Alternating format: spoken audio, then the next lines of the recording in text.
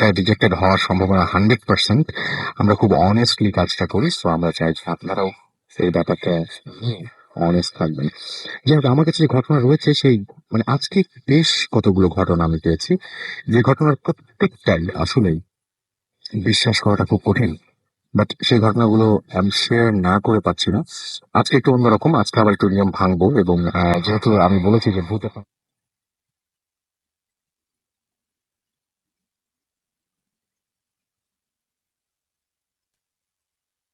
ওকে, যিনি ইমেলটি পাঠিয়েছেন আমি ঠিক তার মতো করে পড়ছি।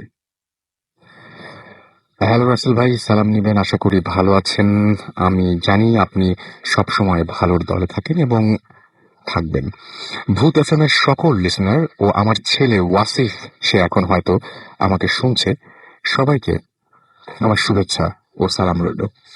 আমার নাম হানিফ, চট্টগ্রামের আগ্রাবাদে আমার বাসা। আমি বর্তমানে কাতারে আছি এবং 4 বছর ধরে সেখানে তিনি অবস্থান করছেন। ভূত এফএম আমার অনেক পছন্দের একটা প্রোগ্রাম এবং দূর পরবাসে থেকে আমি মিস করি না ভূত এফএমকে। আমার এক ফ্রেন্ড, তার নাম মোহাম্মদ আরিফ, সে কাতারে আছে 8 বছর ধরে এবং সে চিটাগংয়ে থাকে।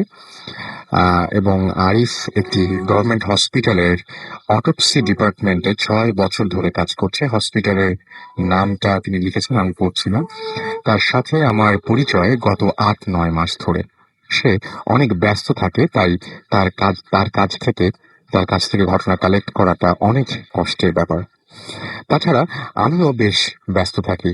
শুধু উইকলি ফ্রাইডেতে, যে হলিডেতে আমার দেখা হয় তার সাথে। এরই মাঝে আমি তার কাছ থেকে কিছু ঘটনা কালেক্ট করি। চেষ্টা করবো আপনার এই ঘটনাগুলো পাঠ করার জন্য।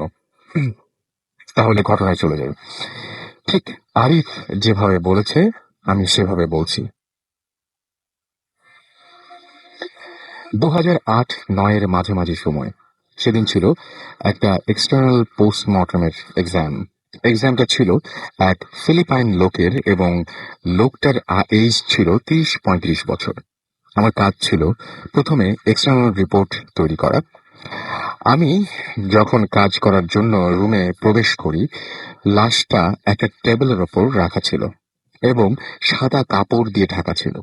লাশের কাপড় সরাতে আমার প্রথমে চোখে আসে লাশটার মুখ হাঁ অবস্থায় এবং জিহ্বা জিহ্বা মুখের বাইরে এবং নাক থেকে কি জানি ঝরছে। এটা দেখে কেমন যেন লাগলো। এর আগে এমন কোনো লাশ দেখিনি। যাক, এরপরও আমরা কাজ শুরু করে দিলাম। এক্সটার্নাল রিপোর্ট করার জন্য যা যা করার তা করতে লাগলাম। এর মাঝে আমি একটা জিনিস লক্ষ্য করলাম, যে লাশটা থেকে একটা পোড়া পোড়া গন্ধ বের হচ্ছে। কিন্তু রেকর্ড মতে লাশটা ছিল সেদিন ভোর 6টা 40 মিনিটের। তাছাড়া লাশের শরীরে আমরা কোনো ইলেকট্রোচুয়ারি ইলেকট্রুয়ারি অ্যাপ্লাই করিনি। ইলেকচুয়ারি আমি একটু বলে দেই। ইলেকচুয়ারি মানে হচ্ছে আপনার এই যে ধরুন যে একটু আঠালো টাইপের কোনো একটা কিছু, যেটা অটোপসির সময় লাগে।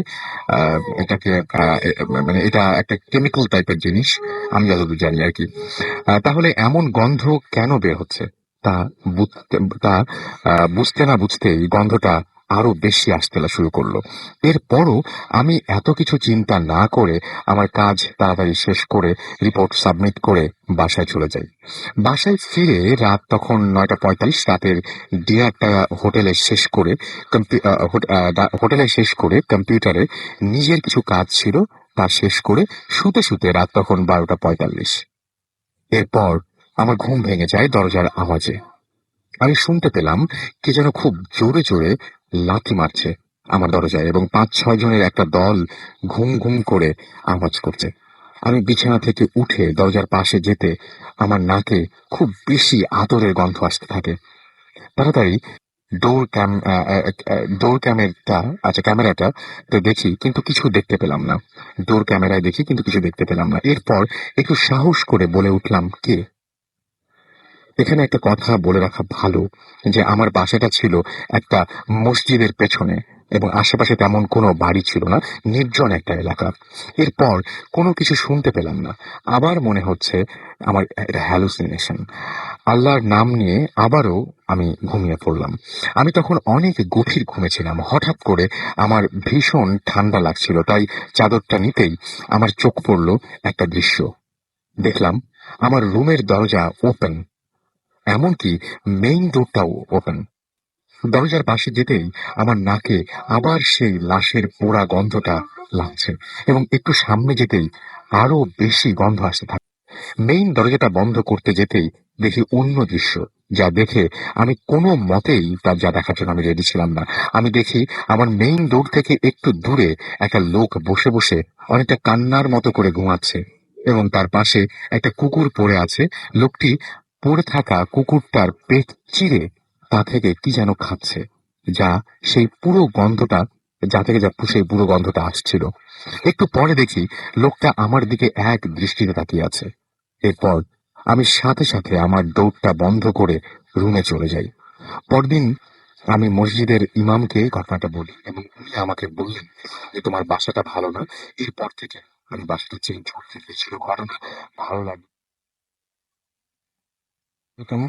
যদিও বাংলা ইংরেজির মতো করে লেখা, ইংরেজি অ্যালফাবেট দিয়ে, সো একটু পড়তে সমস্যা হতো ওই জায়গায় জায়গায়, কারণ এক একজন আমরা যখন ইংরেজি দেখি একটা স্পেলিং ইউজ করি আর কি।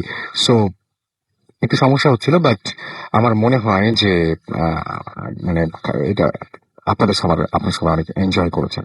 এনিওয়েজ, আমি কিছু SMS পড়বো, এবং আমি দেখতে পাচ্ছি যে অনেকেই আমাদেরকে ফেসবুকেও পোস্ট পাঠাতে শুরু করেছেন, এবং এবং আমি সেই পোস্টগুলো পড়বো। সুতরাং যারা এখনো চাচ্ছেন বা ভাবছেন যে পোস্ট করবেন, তাড়াতাড়ি করে ফেলুন। আমি কিছু SMS পড়েছি, এবং এরপরেই আমরা একটা ঘটনা শুনবো, এবং তারপরে কিন্তু পোস্টগুলো পড়বো। ইমরান খান আমাদের কুয়েত থেকে SMS করেছেন, ভূত FM শুনছেন, ভালো লাগছে। রাজু আমাদের SMS করেছেন আমাদেরকে গোলাম রাব্বি, মিটফোর্ড, ঢাকা থেকে।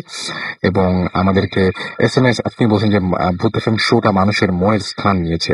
খুলনা থেকে আমাদের আনোয়ার এবং তার ওয়াইফ আফরিন SMS করেছেন, ভূত FM রক্স লিখেছেন। মেহেদি আমাদেরকে SMS করেছেন রাজশাহী থেকে।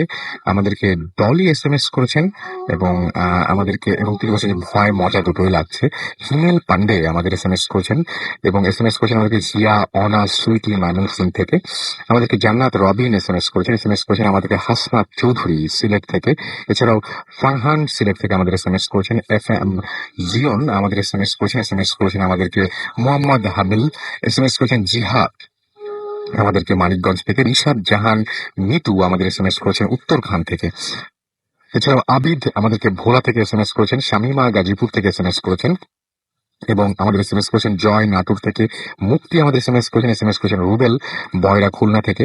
ফাহাদ খান আমাদের বাড্ডা থেকে SMS করেছেন আমাদেরকে নিষ্পাপ ভূত। SMS করেছেন আমাদেরকে DH শাকিল।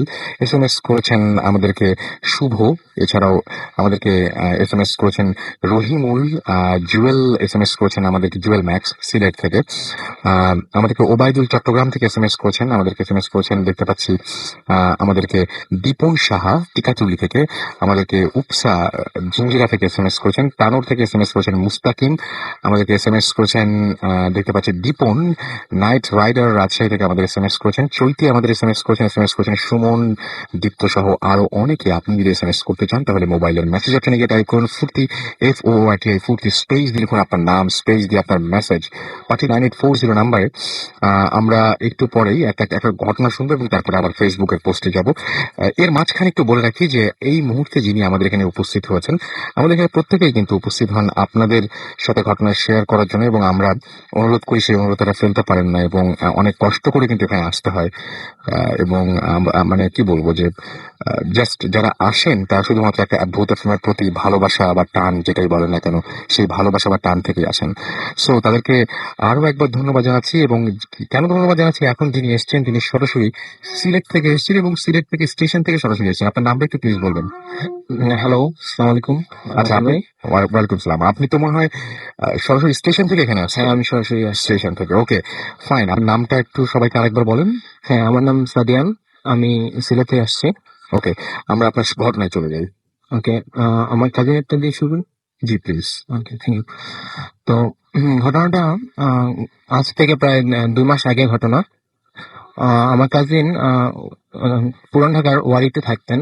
তো ওইখানকে একদিন রাতে উনি ঘুমোচ্ছিলেন, ওনার সাথে ওনার হাজবেন্ড ছিলেন। তো ওনার স্বাভাবিক রাতে ঘুমানোর সময় ওনার কোলবালিশ থাকে। তো গরম চলে আসছিল 2 মাস আগে ঘটনা যেহেতু। তো মোটামুটি ওনার গরম লাগছিল রাতে। তো গরম লাগাতে উনি ভাবছেন যে ওনার পিঠে কুলবালিশ থাকাতে উনি প্রায় গরম লাগছে, এইটা ভেবে উনি কুলবালিশটা সরানোর জন্য হাতটা জাস্ট পিছনে নেন। পিছনে নেওয়ার সাথে সাথে উনি অনুভব করেন যে এটা মুভ করতেছে। তো উনি ঘুরে তাকান। তাকানোর সাথে সাথে উনি দেখতে পান যে একটি ছেলে ওনার ঠিক ওনার ঠিক পিঠে উঠে চড়ে বসে আছে, প্রায় এরকম শুয়ে আছে প্রায়। তো উনি দেখার সাথে সাথে উনি মানে একটু চোখ খুলে, মানে চোখ খুলে ওর চোখের দিকে তাকিয়ে আছে। তো উনি দেখতে পান যে 6-7 বছরের ছেলে বা একটু বেশি হবে এইজ, এরকম ছেলেটাও ওনার দিকে তাকিয়ে আছে। তো উনি ঘুরে যান, ঘুরার সাথে সাথে ছেলেটা লাফ দিয়ে ওনার পায়ের পাশে চলে যায়। ওনার পায়ের পাশে যাওয়ার সাথে সাথে উনি চিন্তা করেন যে চোর, মানে উনি এইভাবে চিন্তা করেন। চিন্তা করার পরে উনি মানে জাস্ট ওকে ধরার জন্য সামনে এগোন। দেখেন যে ছেলেটা লাফ দিয়ে বিছানা থেকে ওনার পায়ের পাশ থেকে ফ্লোরে নেমে গেছে।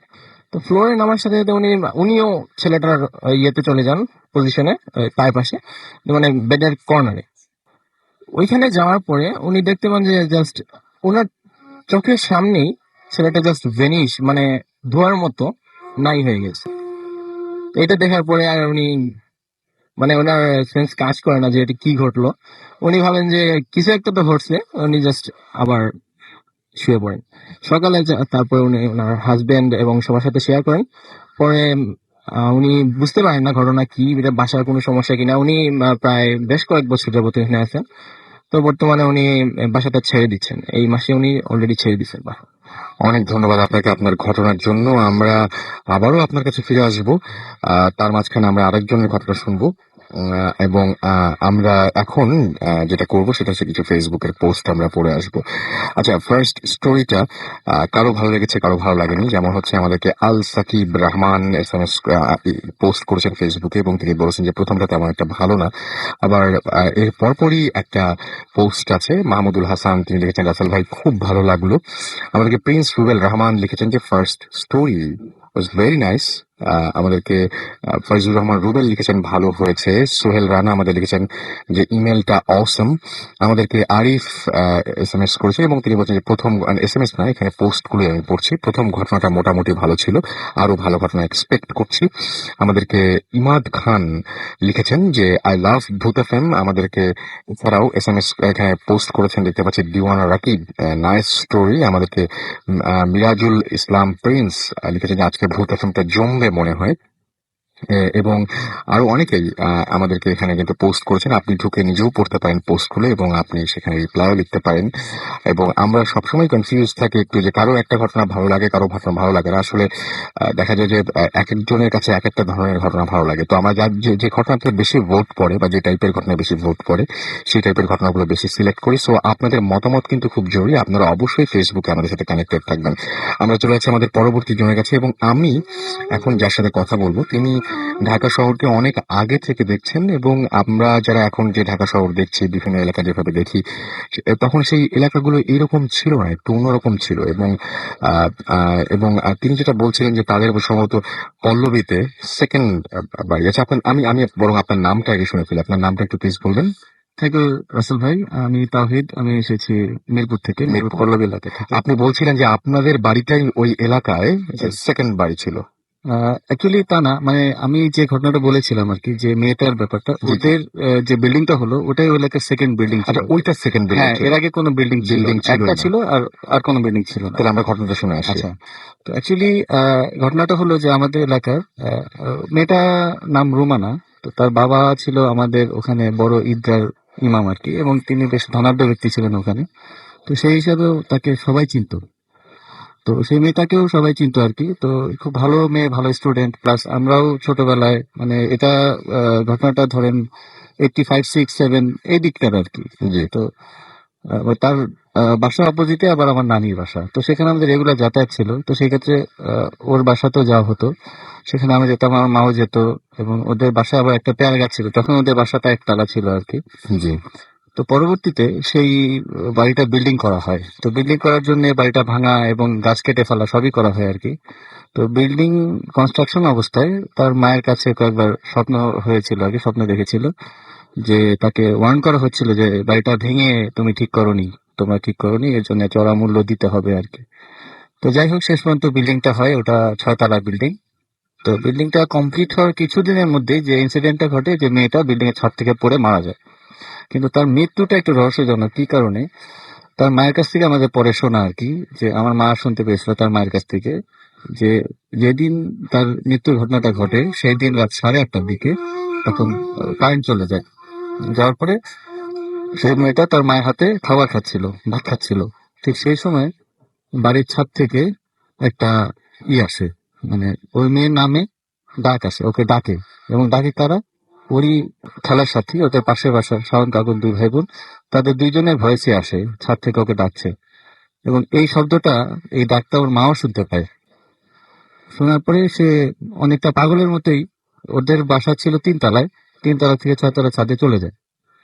ওর মা ঠেকাতেও পারেনি, যে বলে যে খাওয়াটা শেষ করে যায়, কিন্তু ততক্ষণে চলে যায়। এবং তার কিছুক্ষণ পরে তার বডিটা পাশের বাড়ির উঠানে যেয়ে পড়ে, এবং ওটা ওই শাওন কাকুদেরই বাসা। তো মানে জাস্ট ও যার খুব দ্রুত ঘটনাটা ঘটে যায়, তার মৃত্যুর ঘটনাটা। এবং সে যেখান থেকে পড়ে যায়, মানে সেই জায়গাটা এত ন্যারো যে ওখান থেকে একটা ওই বয়সের একটা মেয়ের পড়াটা আসলে খুবই ইম্পসিবল। এবং সে সাথে সাথেই মারা যায়। এবং তার বডিটা ওখানে পড়ে আর কি, সে জীবিত অবস্থায় তাকে আর সম্ভব হয় না। তো এই মেয়েটার মৃত্যু নিয়ে মোটামুটি এলাকায় একটা আলোড়ন তৈরি হয়েছিল। তো তার মৃত্যুর বেশ কয়েক বছর পরে, যে এই মৃত্যুটা নিয়ে আমার যে অভিজ্ঞতাটা, যে তখন এটা 96 এর কথা, তার মৃত্যুটা হয়েছে আনুমানিক 91-2 এর দিকে হবে। আর ঘটনাটা 96-এ, যে তখন আমি ইন্টার পরীক্ষা দিয়ে আমাদের ভ্যাকেশন চলছিল। তো ওই বাড়ির এলাকাতে আমরা আবার আড্ডা দিতাম বন্ধু বান্ধব মিলে। তো ঠিক যে সময় আমি তার এই ঘটনাটা ঘটে, সেটাও ঠিক রাত 8টা 8:30টার দিকে, তখন কারেন্ট চলে যায়। তো আমি তখন ওখানে যাচ্ছিলাম। তো মহল্লায় ঢোকার মুহূর্তে আমার ফ্রেন্ড এসে বলে যে তুই তাড়াতাড়ি আয়, একটা জিনিস দেখাবো। এবং ওটা আমার, মানে আমি ওর সাথে সাথে আমি দ্রুত চলে যাই সেখানে ব্যাপারটা কি দেখার জন্য। তো যে দেখতে পাই যে ওর পাশে যে বাসা, শাওন কাকুদের বাসা, ওখানে বাড়ির ছাদে একটা মেয়ে বাড়ির ছাদের রেলিং এর উপর দিয়ে হাঁটছে। অত্যন্ত ন্যারো একটা রেলিং, যেখান দিয়ে একটা মানুষের পক্ষে দাঁড়ানোই সম্ভব না। সেখান দিয়ে সে অত্যন্ত দ্রুত এসে গেছে, তার ওড়না উঠতেছে বাতাসে। এবং মেয়েটার অবয়ব যত দূর বোঝা যায় সেই মেয়েটার মতোই যে মারা গেছে। এবং এটা শুধু আমরা 2জন না, আস্তে আস্তে আরো 3-4 জন লোক ওখানে ভিড় করে, এবং তারা দেখতে থাকে যে একটা মানুষ ওখানে আসছে। এবং এটা নিয়ে আমরা একটু অবাক হয়ে যাই যে কেন এখানে তো এটা হওয়ার কথা না, এবং এই মেয়েকে আমরা কেন দেখছি। কারণ ওই মেয়েকে অ্যাকচুয়ালি ওর চেহারা চিনতাম আমরা 2 বন্ধু, কিন্তু আর যারা ছিল তারা নতুন, তারা হয়তো ওকে চিনতো না, এই জন্য জিনিসটাকে অস্বাভাবিক ভাবে নেয় নেই। কিন্তু আমরা বুঝতে পারছি যে এটা কোনো মতেই স্বাভাবিক না। কারণ একটা মৃত মানুষ এইরকম একটা ন্যারো রেলিং এর উপর দিয়ে হেঁটে বেড়াচ্ছে, হ্যাঁ, এটা তো আসলে হিউম্যানলি পসিবল না যে কোনো একটা মোটেই চিকন পসিবল না। রেলিং এর উপর দিয়ে আমরা কেউ হাঁটতে পারবো, এবং এটা কোনো সম্ভব না এবং আসলে। পরবর্তীতে যখন আমরা বেশ কয়েকজন ওখানে জমে গেলাম, ওই জিনিসটা মনে হয় আমাদেরকে টের পেলো যে এখানে মনে হয় মানুষজন আসা শুরু করছে। তখন ওটা ওই রেলিং থেকে নেমে ছাদের মাঝখানে দিয়ে গেল। সেই মুহূর্তেই আমরা শাওন কাকুনদেরকে ডাক দিলাম, দিয়ে বললাম যে তোমরা তোমাদের ছাদে চেক করে দেখো, হয়তো কিছু একটা আছে। এবং ওরা সাথে সাথে, ধরেন সব মিলে 2-3 মিনিটের ব্যাপার, ওদেরকে আমরা বললাম, ওরা ছাদে উঠলো। কিন্তু ওটা দেখলো যে ওখানে আর কিছু নাই। মানে আমরা যাকে দেখেছি সে ওখান থেকে এসকেপ করার কোনো রাস্তা নেই আসলে। আমরা তো ওখানে যেহেতু থাকি জানি যে, কিন্তু সে ওখানে আর কিছুই পাওয়া গেল না। কিন্তু আমরা সবাই দেখলাম, সবাই বলতে আমি যদি হাতে গুনেও বলি তাও 8-9 জন তো হবেই, আমরা দেখলাম আর কি আচ্ছা, জিনিসটা। এই একটা ঘটনা আমার লাইফে। এবং আমরা পরবর্তী ঘটনাগুলো আবারও শুনবো। আমাদের ছোট্ট একটা বিরতিতে যেতে হবে, এবং বিরতির পরে আমরা আবারও আপনার কাছে ফিরে আসবো। সেই পর্যন্ত আমি আপনাদেরকেও বলবো যে যারা শুনছেন তারা আমাদের সাথেই থাকুন। একটা ছোট্ট বিরতির পরে ফিরে আসছি। স্টে টিউন টু রেডিও ফুর্তি অ্যান্ড ডোন্ট স্টপ।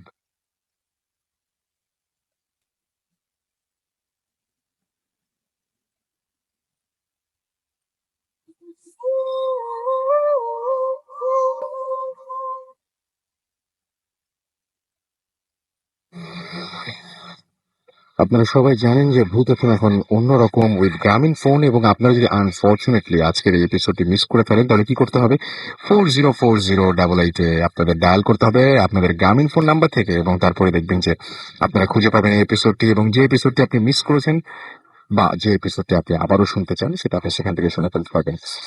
আর আরেকটা কথা বলি, সেটা হচ্ছে যে এইচএসসি পরীক্ষা শুরু হয়েছে। যারা পরীক্ষা দিচ্ছেন তাদের জন্য অনেক শুভকামনা থাকলো, এবং আমি এক্সপেক্টও করছি না যারা পরীক্ষা দিচ্ছেন তারা এত রাত্রে ভূত এফএম শুনবেন। সো আমরা সত্যি আপনাদের মিস করব। পরীক্ষা তাড়াতাড়ি শেষ করুন, অনেক ভালো ভালো ভাবে পরীক্ষা দিন, এবং অনেক ভালো একটা রেজাল্ট হোক, যা এক্সপেক্ট করছেন তার চাইতে বেটার হোক, এবং আবারও ফিরে আসুন ভূত এফএমে, সেই প্রত্যাশা থাকবে।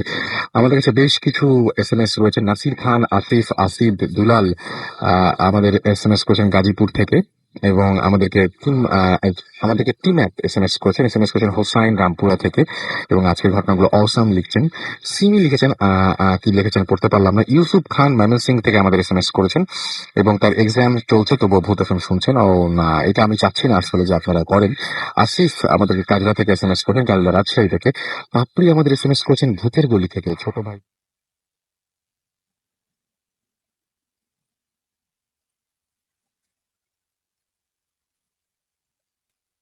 বাট ম্যাক্সিমাম ফ্রাইডেতে তিনি ভুলে যান ভূত এফএমের কথা। ভুলে গেলে তো একেবারেই চলবে না, রিমাইন্ডার দিয়ে রাখতে পারেন। পিউ খুলনা থেকে আমাদের এসএমএস করেছেন যে তার এইচএসসি এক্সাম চলছে, পরশু বাংলা সেকেন্ড পার্ট এক্সাম, তাই পড়ছেন আর ভূত এফএম শুনবেন। দুটো তো একসঙ্গে হবে না, আপাতত পড়াশোনাটা বেশি বেশি করে করতে হবে। নাসির খান আমাদের, আচ্ছা নাসির খান এসএমএসটা আমি পড়েছি। আমাদের স্পেশাল এসএমএস করেছেন পলাশ, এসএমএস করেছেন আমাদেরকে হাসান শুভ্র বিনোদপুর রাজশাহী থেকে। এছাড়া আমাদের এসএমএস করেছেন ইমরান খান রাজশাহী থেকে, না কুয়েট থেকে এসএমএস করেছেন। লাবণ্য আমাদের এসএমএস করেছেন আমাদেরকে প্রিন্স। এছাড়াও মাহি আমাদের এসএমএস করেছেন আমাদেরকে, এবং তিনি অনেকদিন পরে ভূত এফএম শুনছেন, মিরপুর থেকে এসএমএসটি পাচ্ছেন। হাসান পতেঙ্গা থেকে আমাদের এসএমএস করেছেন, এবং তিনি বলছেন সেকেন্ড স্টোরিটা খুব অসম ছিল। আমাদের কবির জিঞ্জিরা থেকে এসএমএস করেছেন, এবং তার ভালো লাগছে, ফুর্তি লাগছে। আমাদেরকে এমডি রাজ এসএমএস করেছেন আমাদেরকে আলম গাজীপুর থেকে। তিলোভা আমাদের এসএমএস করেছেন চট্টগ্রাম থেকে। জুয়েল ঢালি আমাদের এসএমএস করেছেন বিজয়। এসএমএস করেছেন আলামিন ভালুকা থেকে, ভালুকা ময়মনসিং থেকে। এসএমএস করেছেন আমাদেরকে ফুর্তি 88.0 এফএম। আমাদেরকে এছাড়াও এসএমএস করেছেন দেখতে পাচ্ছি অ্যাডভোকেট অপু, অনিক, অর্পণ, জিম, জোহা, জিক্রা সহ আরো অনেকে। আমাদেরকে নওয়াফ সাদমান এসএমএস করেছেন বরিশাল থেকে, অসাম লাগছে তাই জানিয়েছেন। আমাদেরকে অনেক লিখে এসএমএস করেছেন আমাদেরকে লায়লা এবং রাসেল। এসএমএস করেছেন আমাদেরকে শীর্ষ সহ আরো অনেকে। আমি আরেকটা ঘটনা পড়তে চাই, আসলে এই সপ্তাহে অনেকগুলো ঘটনা রয়েছে। আরেকটা ঘটনা পড়ে ফেলি এবং আমার ভার কমাই। তার আগে ফেসবুকের কিছু পোস্ট তো পড়তেই হচ্ছে। ফেসবুকে আমি দেখতে পাচ্ছি যে আমাদেরকে হুসাইন বাঁধন এসএমএস করেছেন, এবং আমাদেরকে তিনি বলছেন যে গত 3 সপ্তাহ ধরে ভূত এফএম শুনছেন, এবং যতবার শুনছেন ততবার কি ভূত এফএম শুনছি ততবার কোথাও না কোথাও থেকে বিভিন্ন গন্ধ পাই, জানি না কেন। ওকে, আমাদেরকে এসএমএস করেছেন। এছাড়াও দেখতে পাচ্ছি মাসুম, বিন্নু এসএমএস করেছেন আমাদেরকে। পোস্ট করছি আমি এখন। আমাদেরকে এছাড়াও দেখতে পাচ্ছি SH নূর আলম এসএমএস করেছে, পোস্ট করেছেন একটা, এবং কমেন্ট করেছেন, এখানে লিখছেন ভয় লাগলো না। আমাদেরকে মারিয়া ইসলাম রাফা লিখেছেন যে আর যে পোস্টে যে পিকচারটা আছে সেটা তার কাছে ভালো লেগেছে এবং ভয় লেগেছে। আমাদেরকে মাহবুব আজাদ এখানে পোস্ট পাঠিয়েছেন, এবং তিনি লিখেছেন যে শুরু হয়ে গেল ভূত এফএম। আমাদেরকে এছাড়াও এসএমএস করেছেন, আমি দেখতে পাচ্ছি শাহেদ অভ্র। এছাড়াও আমাদেরকে স্মাইলি অ্যাঙ্গেল এসএমএস করেছেন, পোস্ট পাঠিয়েছেন আমাদেরকে নিভিত চৌধুরী। এছাড়াও রকি নিলয় আমাদেরকে পোস্ট করেছেন, এবং এছাড়াও দেখতে পাচ্ছি এখানে সুকন্যা সোমা, এবং আমাদেরকে নুসরাত জাহান ফারিয়া, নিপা আক্তার, আর এছাড়াও আলিয়া, প্রণীতি, বিথি আমাদেরকে এখানে দেখছি যে বিভিন্ন কমেন্ট করেছেন। যারা দেশের বাইরে রয়েছেন তারা অবশ্যই উল্লেখ করেন যে আপনি দেশের বাইরে থেকে কমেন্ট করছেন।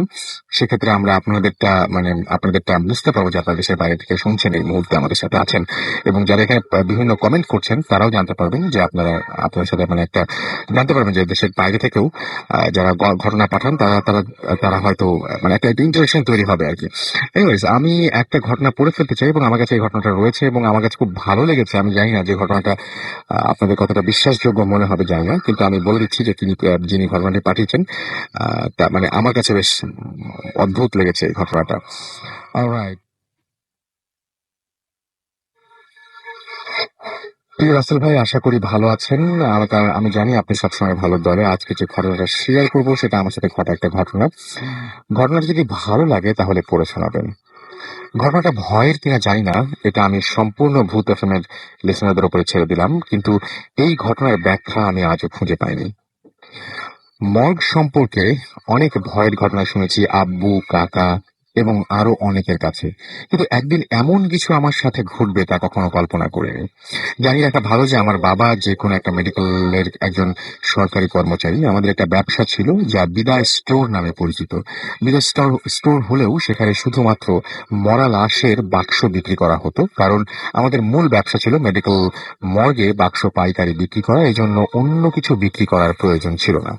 বাবা মেডিকেলে চাকরি ও মর্গে ব্যবসা করার সুবাদে দুটো জায়গা খুব ভালোভাবে চিনতাম। এখন সরাসরি ঘটনায় যাচ্ছি। ঘটনাটি আমার সাথে ঘটে 2005 সালের জুন মাসের 2 তারিখে। সেদিন ছিল আমার ছোট বোনের জন্মদিন। ঘড়িতে প্রায় সন্ধ্যা 8টা বাজে। অনুষ্ঠানে সব মেহমানরা এসে গেছেন, কিন্তু এখনো আব্বু আসেননি। মেহমানরা সব এসে পড়ার কারণে আত্মীয়রা সবাই বলছেন কেক কাটার জন্য, কিন্তু আমি মাকে গিয়ে বললাম ছোট বোনের প্রথম জন্মদিন আর আব্বু থাকবে না, আর একটু অপেক্ষা করো, আব্বু হয়তো এখনই চলে আসবে। মা আমাকে বলল, তুই এক কাজ কর, তাহলে তোর আব্বুকে খুঁজে দেখ, যদি পাওয়া যায় তাহলে সাথে করে নিয়ে আসিস। সে যেই বলা সেই কাজ। আমি চট করে বেরিয়ে যাব। আমার খালাতো ভাইকে আমাকে ডাকলো আর জিজ্ঞাসা করলো, কই যাও? তোরে আমি বললাম যে মর্গে যাই। এই কথা সময় মর্গ যাওয়ার কারণ কি সে জিজ্ঞেস করলো, এবং আমি বললাম যে আব্বুকে আনতে, কারণ এই সময় আব্বু মর্গে থাকে। সে বলল, আমি কোনোদিন মর্গ দেখিনি। চলো একসাথে যাই, এতে মগ দেখা হবে আর খালুকে খোঁজা হবে। আমি বললাম, চলেন তাহলে। আমরা দুজন বের হব। এমন সময় দেখি যে আব্বুর বন্ধু তার পরিবার নিয়ে অনুষ্ঠানে মাত্র আসলো। আমি যথাযথভাবে তাকে সালাম দিলাম এবং জিজ্ঞাসা করলাম, কেমন আছেন? তিনি উত্তরে বললেন, ভালো। এরপর তিনি আমাকে জিজ্ঞাসা করলেন, তোমার আব্বু কই?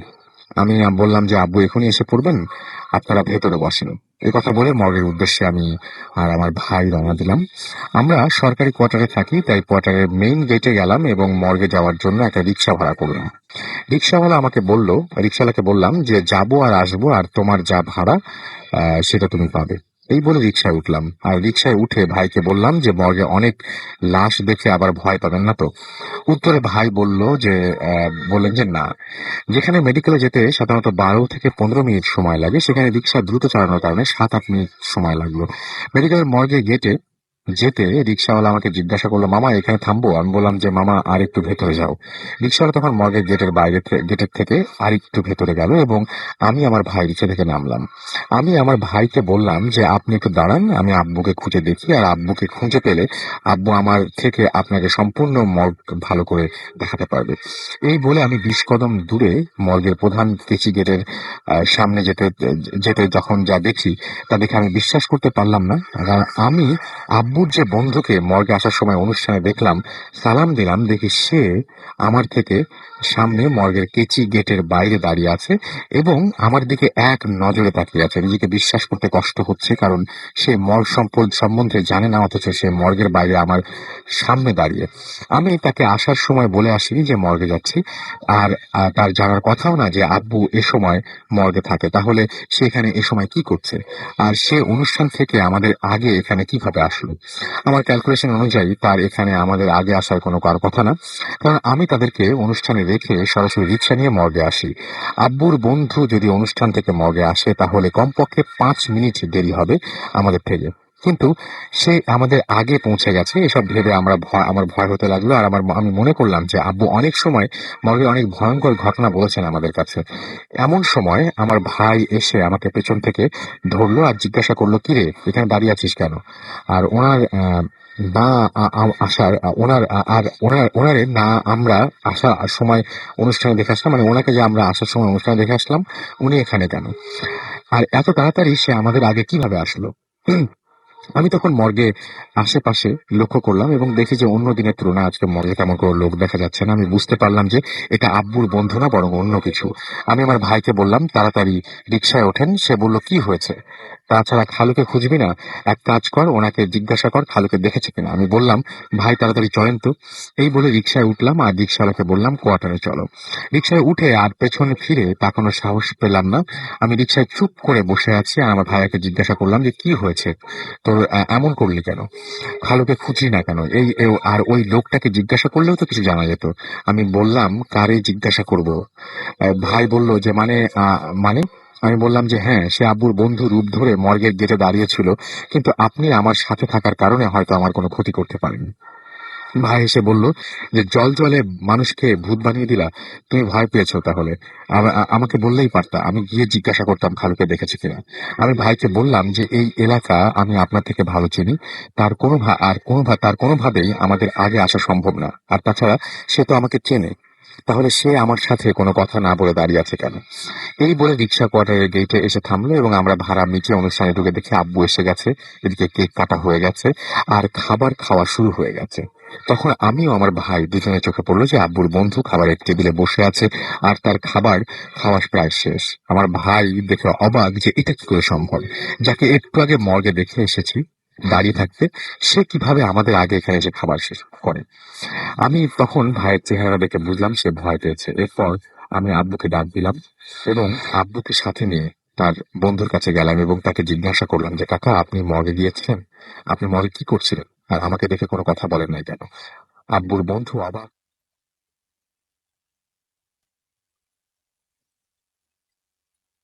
অন্য ঘটনা খুলে বলি।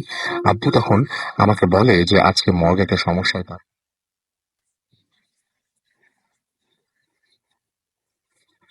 ক্ষতি হয়ে যেত। রাসেল ভাই, এই ছিল ঘটনা। এছাড়া মর্গ রিলেটেড আরো অনেক ঘটনা আমার জানা আছে যা আব্বু ও কাকার সাথে ঘটে গেছে। সময় করে সেগুলো লিখবো। আপনি অবশ্যই লিখবেন এবং আপনি আপনি আপনার মেডিকেল কলেজের নামটা অন্তত আমাদের জন্য হলেও একটু উল্লেখ করেন, তাহলে ঘটনাগুলো আমাদের আরো মানে সিলেক্ট করতে সুবিধা হবে আর কি। কারণ নানা রকমের প্রশ্নের সম্মুখীন আমরা হই বিভিন্ন সময়, সেই জন্যই বলছি। আচ্ছা, যাই হোক, আমরা সরাসরি এখন চলে যাব আরো একটা ঘটনায় এবং এই ঘটনাটা নিয়ে আসছেন আপনাদের সামনে আমাদের পরিচিত, খুবই পরিচিত, রেগুলার আসেন আমাদের এখানে, বাবু ভাই।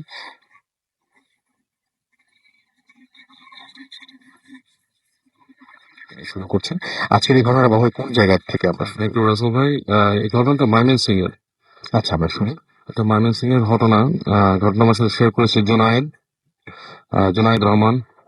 আহ, এটা ওনার লাইফের করে যাওয়া একটা ঘটনা, 80-র দশকের ঘটনা।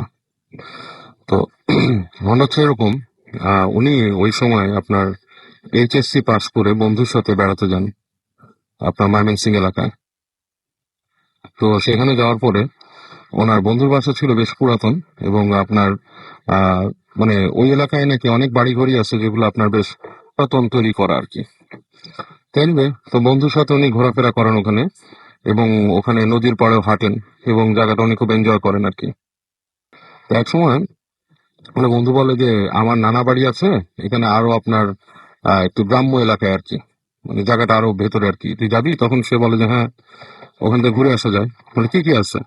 তো বলে অনেক কিছু আছে, বাট এর মধ্যে যেটা আছে একটা প্রাচীন মন্দির আছে, অনেক পুরানো, এবং সেই মন্দিরটা তুই মানে দেখলে খুব মজা পাবি। কারণ ওইটা হচ্ছে একটু মানে রেয়ার মন্দির, যেটাতে আসলে মানে কালী মন্দির আর কি, যেটাকে বলে হুম কালী মন্দির, যেটা নাকি খুব মানে সব জায়গায় থাকে না। তো বলে যে ঠিক আছে, যাবো, ঘুরে আসবো, কি অবস্থা।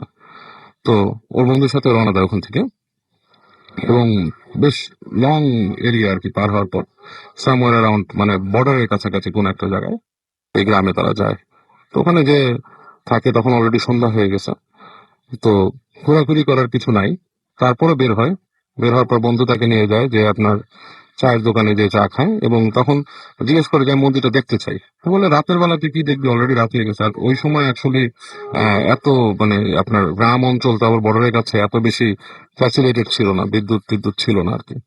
তো তারপর বন্ধুকে চেপে ধরার কারণে তার বন্ধু তাকে নিয়ে যায়, রাতে নিয়ে দূর থেকে দেখায় যেটা মন্দির। তো দেখে যে মন্দিরটা বেশ অব্যবহৃত আর কি, ওখানে খুব একটা মানুষ আসে না। হয়তো কোনো একজন আপনার পূজারী বা পুরোহিত যাকে বলে তিনি আছেন ওখানে, বাট অ্যাকচুয়ালি মানে খুব একটা মানুষ ওখানে আসে না, বেশ পুরাতন হয়ে গেছে এটা। এবং রাতের বেলা তো বেশ মানে মানে আপনার মানে নিশ্চুপ জায়গাটা। তো দেখে এবং যথারীতি ওই ইসের কাছে আপনার জবা ফুল গাছ অনেক আছে, কারণ ওই ওখানে পূজা করার জন্য কি জবা ফুল প্রয়োজন হয় আর কি। এনিওয়ে, সে দেখে তো তার কাছে নাকি প্রথমেই জায়গাটা মানে বেশ একটু হরিফিক টাইপের লাগে আর কি, ভয় পায় উনি।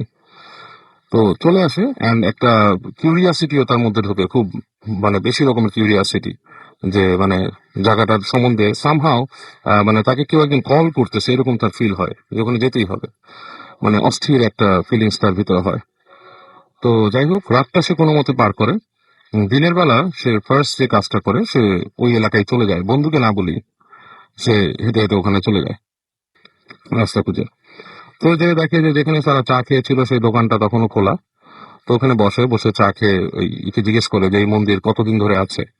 তো বলে এটা তো অনেক আগের মন্দির, সেই ব্রিটিশ পিরিয়ড থেকে এখানে আছে। হ্যাঁ, এখানে অনেক মানে আপনার মানুষজন আসতো এক সময় দেখতে দেখতে, এখন আর খুব একটা আসে না। তো বলে এখানে পূজারি আছে নাকি।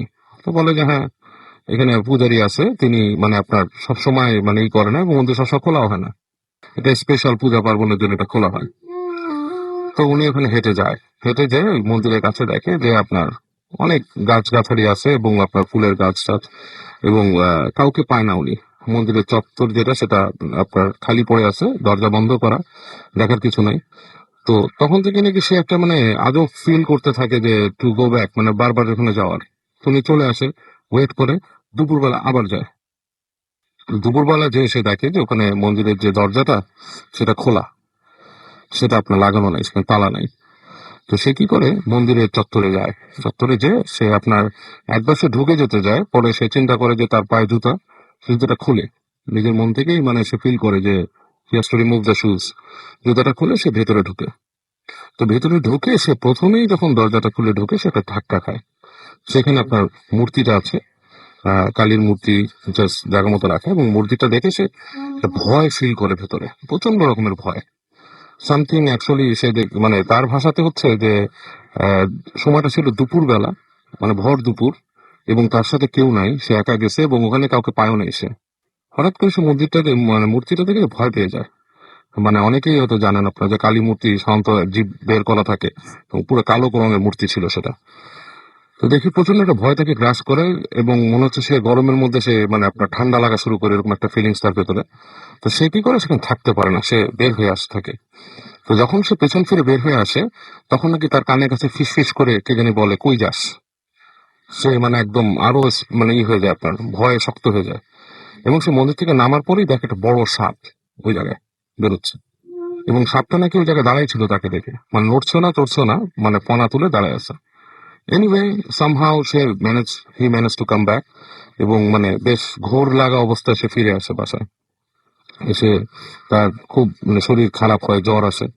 তো বন্ধু জিজ্ঞেস করে কোথায় গিয়েছিলি, বলে যে আমি এরকম গেছিলাম ওখানে। বলে বলে বলে, তুই এখানে কেন গেছিস, সেখানে তো যাওয়ার কিছু নাই, তোরে বলছি তুই যাবি একটা সময়, আমি মন্দিরের যিনি মানে ব্যবস্থাপক বা পূজারি যে আছে তার সাথে নিয়ে যাবো, এইভাবে তো যাওয়া ঠিক না। এবং মানুষ এটা তারা একটা মানে একটা পূজা হয় বা এটা একটা মন্দির, এটা এইভাবে যাওয়া ঠিক না, তুই কেন গেছিস। তো মানে বেয়াদবি হতে পারে, সামথিং লাইক মানে ওরা যেটা বিশ্বাস করে তাদের বিশ্বাস অনুযায়ী তোমার উল্টা পাল্টাও কিছু করে থাকতে পারো তুমি। এনিওয়ে, তোর জ্বর আসে এবং জ্বরটা ভালো হয়, এবং বন্ধু তাকে বলে তুই আরেকবার যাবি, তুই যে ভয় পেয়েছিস ভয়টা কাটানোর জন্য, সে আর যেতে চায় না। এনিওয়ে, সো এরপরে সে ঢাকায় ব্যাক করে চলে আসে। আচ্ছা। তো ঢাকায় ব্যাক করে যখন সে চলে আসে, আসার পরে বাসায় আসে, বাসায় এসে তার কোনো কিছু ভাল লাগে না, কেমন অদ্ভুত অদ্ভুত ফিলিংস লাগে। রাতে যখন সে ঘুমায়, তখন সে ওই স্বপ্নে ওই মূর্তিটা দেখে। আচ্ছা। মূর্তিটা দেখে এবং সে স্বপ্নে দেখে মূর্তি তাকে বলতেছে তুই কই যাস, তুই চলে গেলি, তুই আজকে চলে গেলি, এই ধরনের কিছু কথা সে শুনে, উইসপারিং ভয়েস টাইপের। ওকে। এবং সে ভয় লাগা শুরু। তো এমন ভয়টা শুরু হয়, ভয়টা মানে এক পর্যায়ে মানে স্বপ্ন তো দেখি সে নাইট মেয়ার হতে থাকে, এবং এরপর যেটা হয় সে একলা সিঁড়িতে ওঠানামা করতে পারে না, তার মনে হয় পিছন দিকে উঠতেছে। তো একদিন নাকি সে ঘুমায় আছে, রাত্রেবেলা সে এরকম হঠাৎ এরকম ফিসফিসানি শব্দ, তার ঘুম ভাঙে।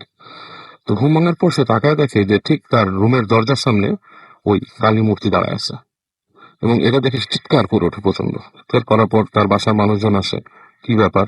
এবং তখন থেকে নাকি সে পুরো অ্যাবনর্মাল হয়ে যায়, তার কিছু জিনিস সে যেটা বলছে তার মনে নাই, বাট অ্যাকচুয়ালি সে পরে যেটা শুনছে ফ্যামিলি মেম্বারদের কাছে সেটা আমি বলতেছি। ওনার আর মনে নেই ওখান থেকে, ওই সেন্স আসার পরে। আচ্ছা। ওনার ফ্যামিলির ভাষ্য মতে ওনারা যখন চিৎকার শুনে আসে, আসার পর দেখে যে উনি বিড়বিড় করতেছে, মানে তার মুখ দিয়ে কোনো নর্মাল কথা বেরোচ্ছে না, উনি বিজাতীয় কিছু কথা বলতেছে, এবং ওনার মানে আচরণ খুব পাগলের মতো, ডিফারেন্ট টাইপের অ্যাক্ট করতেছে সে। তো তাকে ফ্যামিলি মেম্বার শান্ত করার চেষ্টা করে, বুঝতে পারে না কি হয়েছে, এবং তিনি ওই মাঝখানে যে ঘটনাটা যে উনি মন্দিরে গেছিল, জ্বর আসছিল, এই ঘটনাগুলো কারো কাছে শেয়ার করেনি উনি বাসায়। তো তারা রিলেট করতে পারে না।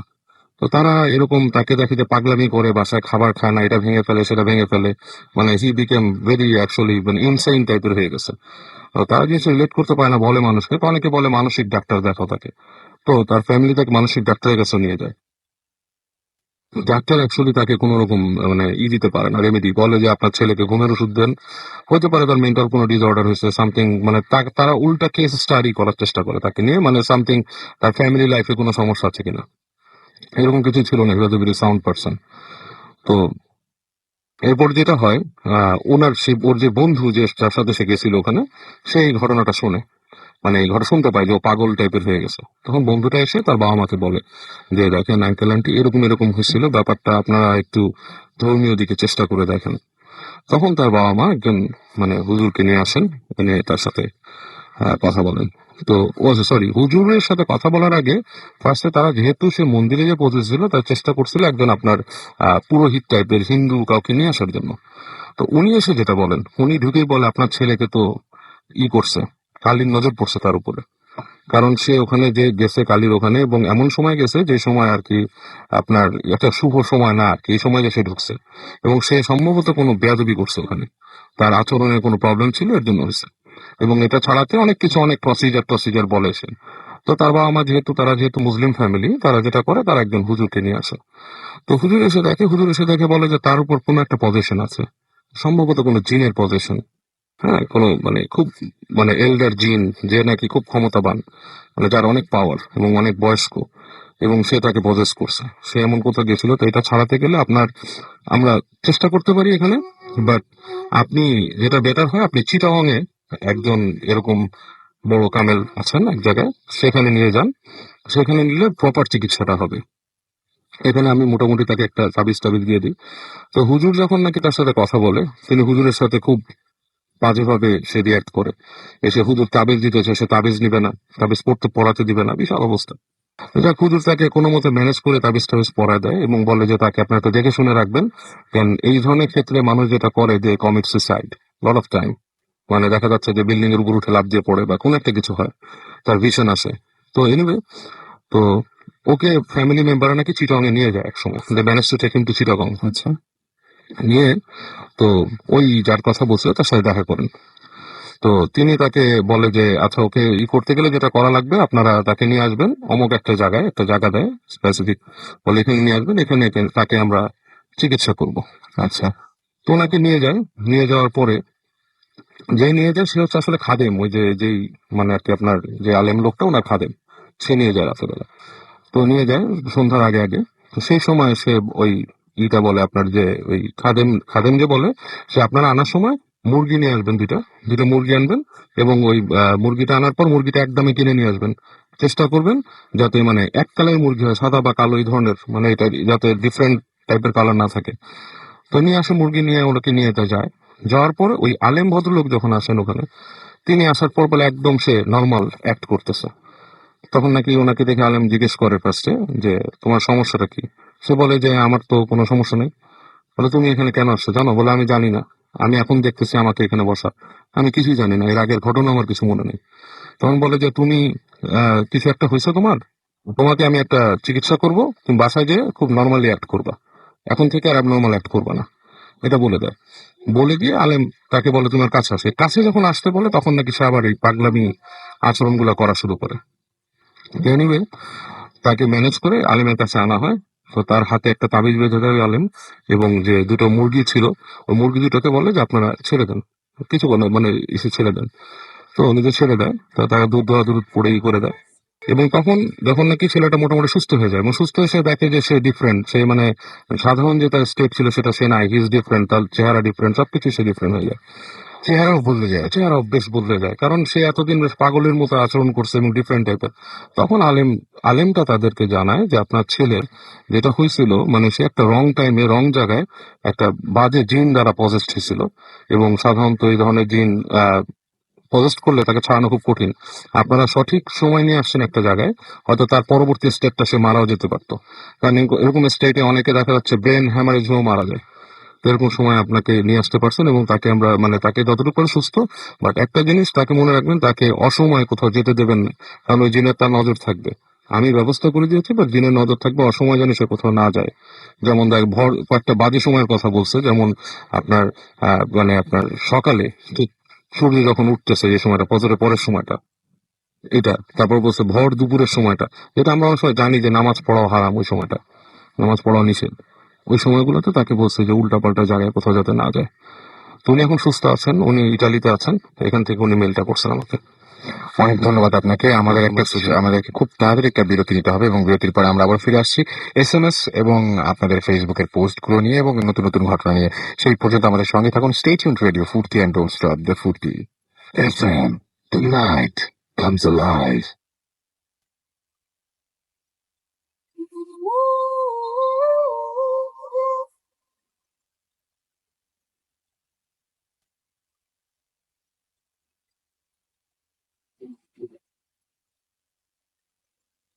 এমনিতে আপনি ভালো বলেই থাকেন। যাই হোক, কথা না বলে আমি আমার পরিচয়টা দিচ্ছি। আমার নাম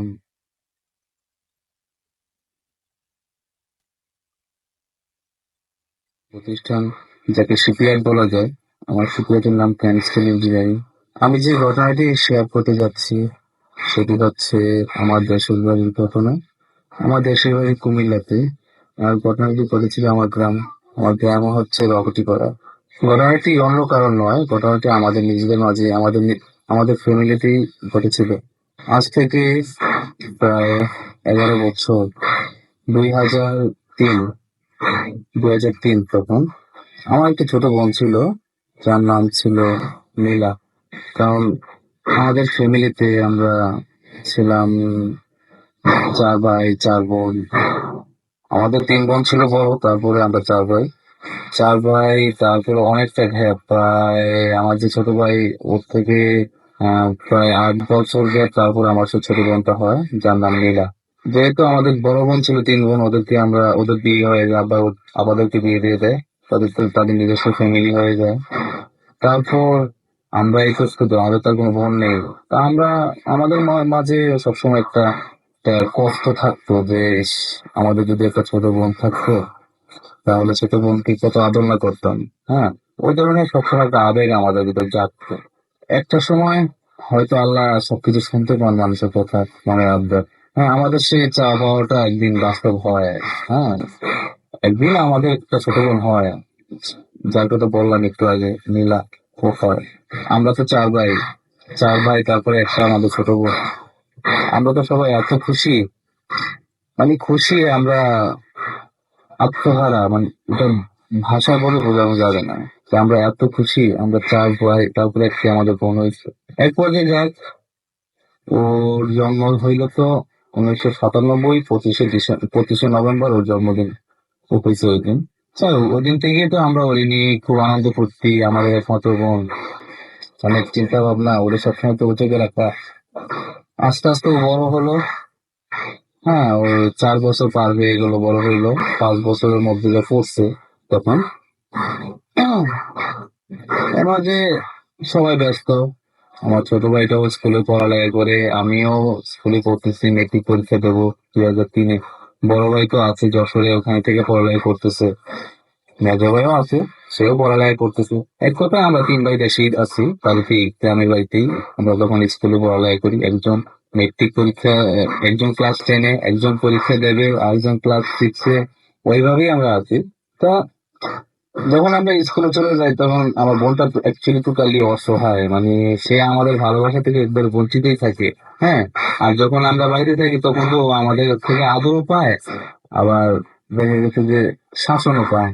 হ্যাঁ, দেখা গেছে ও কিছু কাজ করলো, এই জিনিসটা ভালো লাগে না, আবার একটা কাজ করলো খুব ভালো লাগে। মাঝে মধ্যে ওদের খুব ধমক দিতাম, খুব খারাপ লাগতো, আবার আদর করতাম।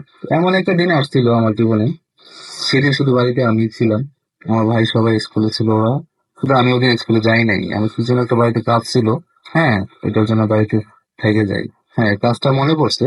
বাড়িতে কিছু, আর যেহেতু আমাদের গ্রামের বাড়ি, আমাদের কিছু চাষাবাস করতে হয়। এই টুকটাক কিছু তরকারি চাষ করি, মানে নিজেদের চলার জন্য, নিজেদের কাজের জন্য। আমি বাড়ির কাজ করতেছিলাম। একটা পর্যায়ে সকালবেলা ও একটু অন্যরকম মিসবিহেভ করে।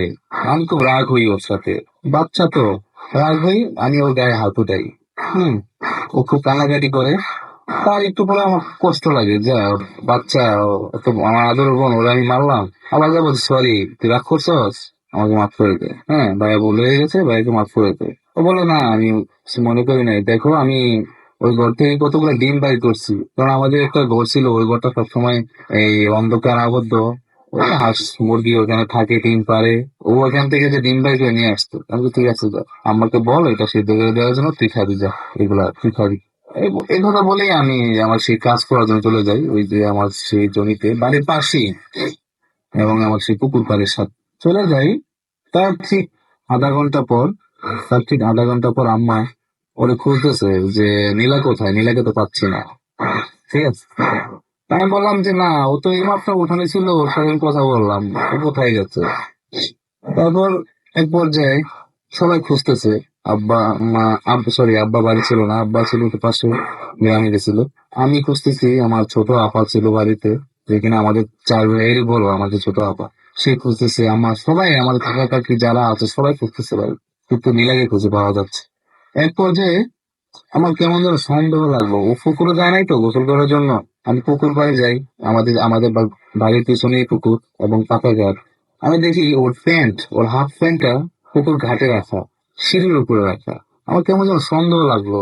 ঠিক আছে, যে প্যান্টটা ও সকাল ওর গায়ে ওর পরনে ছিল সকালবেলা, যখন আমি ওকে মারলাম, যখন ওকে আমি আদর করলাম, ওই প্যান্টটাই ছিল ওর পরনে। বাচ্চা মানুষ, 4 4 বছর 5 বছরের বাচ্চা। আমার সুন্দর লাগলো যে কি ব্যাপার, ওর প্যান্টটা এখানে, তার মানে কই, ও কি পানিতে বললো। আমি আমার জন্য কোনো কিছু কাজ করতেছে না, আমি যেন মানে মনে হয় যেন আমি এখন সেন্সলেস হয়ে গেছি। জানি না যে কি অবস্থা আমার, মানে আমার ভিতরে যেন কোনো কিছু কাজ করতেছে না, কি করবো আমি। আমি লাফ দিয়ে পানিতে নামলাম, আমাদের পুকুরে নামলাম। পুকুরে নামার পর আমি চারিদিকে করতে লাগলাম, আমাদের যে পাখা ঘাটে পানির নিচে অনেকগুলো সিঁড়ি, প্রায় পানির নিচ থেকে 8 10টা সিঁড়ি আছে। আমি সম্পূর্ণ সিঁড়ির দুপাশে খুঁজলাম, ডান বাম দুদিকেই খুঁজলাম, কিন্তু সিঁড়ির যেটা লাস্ট স্টেপটা আছে, ওইখানে আমি যাই না, কারণ ও অনেক গভীর। আমি নিঃশ্বাস রাখতে পারি না পানির নিচে। তা আমি একবার just ভাবলাম যে একটা লাস্ট ট্রাই করে দেখি কি করা যায়, কিছু করতে পারি কিনা দেখি। আমার তো বিশ্বাস হচ্ছে না যে আমার বোন পানিতে পড়তে পারে, হয়তো ও ওখানে প্যান্টটা খুলে রেখে চলে গেছে। আমার বিশ্বাস হয় না, যেহেতু আমি দুদিকে খোঁজাচ্ছি, লাস্ট ট্রাই যা দেখি। শেষ মুহূর্তে আমি যখন ট্রাই করলাম, দেখলাম যে আমার সেই বোনটা মাটির মধ্যে পড়ে রয়েছে পানির ভিতরে। মানে ওটা ভাবছি আমি, যখন আমি নিচে একবারে সেই মাটির দিকে উপর থেকে নিচে যাইতে লাগলাম পানির নিচে, তখন আমার পায়ে একটা শরীর, একটা মানুষের গায়ের মতো একটা মানুষের শরীর আমার গায়ে লাগলো।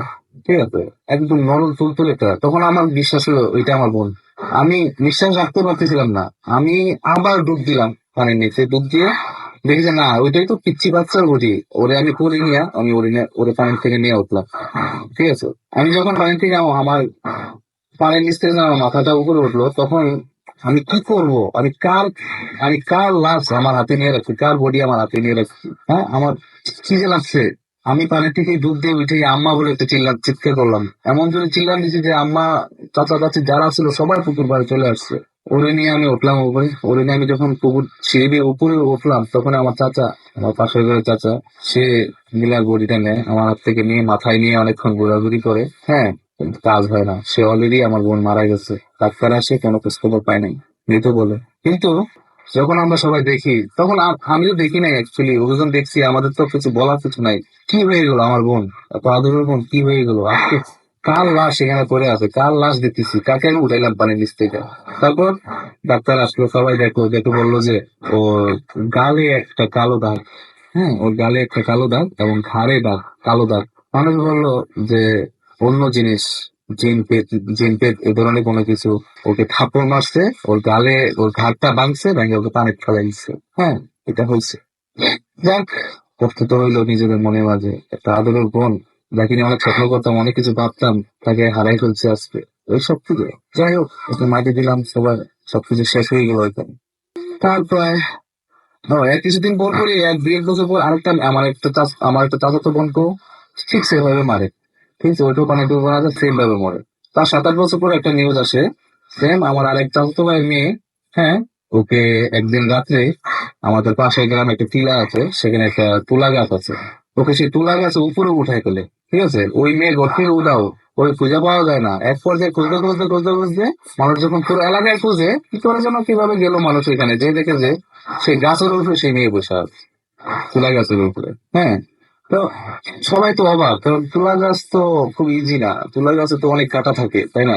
এখন কেউ সহজভাবে উঠতেও পারছে না, ওকে নামাই আনতে পারতেছে না। যাই হোক, যেভাবে হোক অনেকে আমাদের ওই যে সিঁড়ি মই বলে ওইগুলা দিয়ে ওকে ওই গাছ থেকে নামানোর ব্যবস্থা হয়, নামায় বাড়িতে নিয়ে আসে।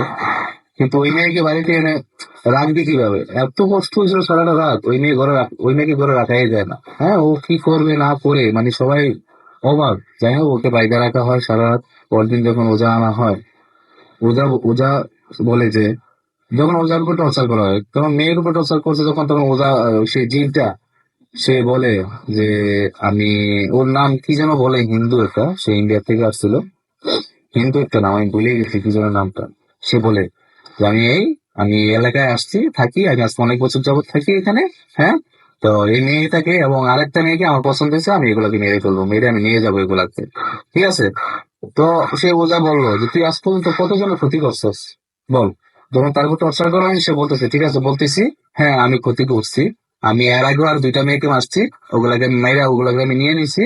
তো এই দুইটাকে আমি মারবো, এই দুইটাও খুব সুন্দর, এগুলোর আমি মারবো, আমি সুন্দর মেয়ে, আমি দেখতে পারি না, এগুলোকে আমি নিয়ে যাই। ঠিক আছে, এর আগে তুই কাকে মারছস? কাছ থেকে 7-8 বছর আগে এই নাম, আমার বোন নীলা, ওর নাম বললো, এবং আরেকটা মেয়ে ফারজানা। ঠিক আছে, ওটাও খুব সুন্দর ছিল মেয়ে, সেম এজ যখন ও মারা যায় পানিতে পড়ে, ওর নাম বললো। ঠিক আছে, তারপর সেই ওরা কি করলো, সেই জিনটাকে সে বোতলে বন্দি করে তাকে শাস্তি দেয়। এই আর কি আমার ঘটনা। যাই হোক, এটাই ছিল আমার ঘটনা। রাসেল ভাই, যদি ভালো লাগে আমার ঘটনাটা শেয়ার করবেন। ধন্যবাদ, আসসালামু আলাইকুম।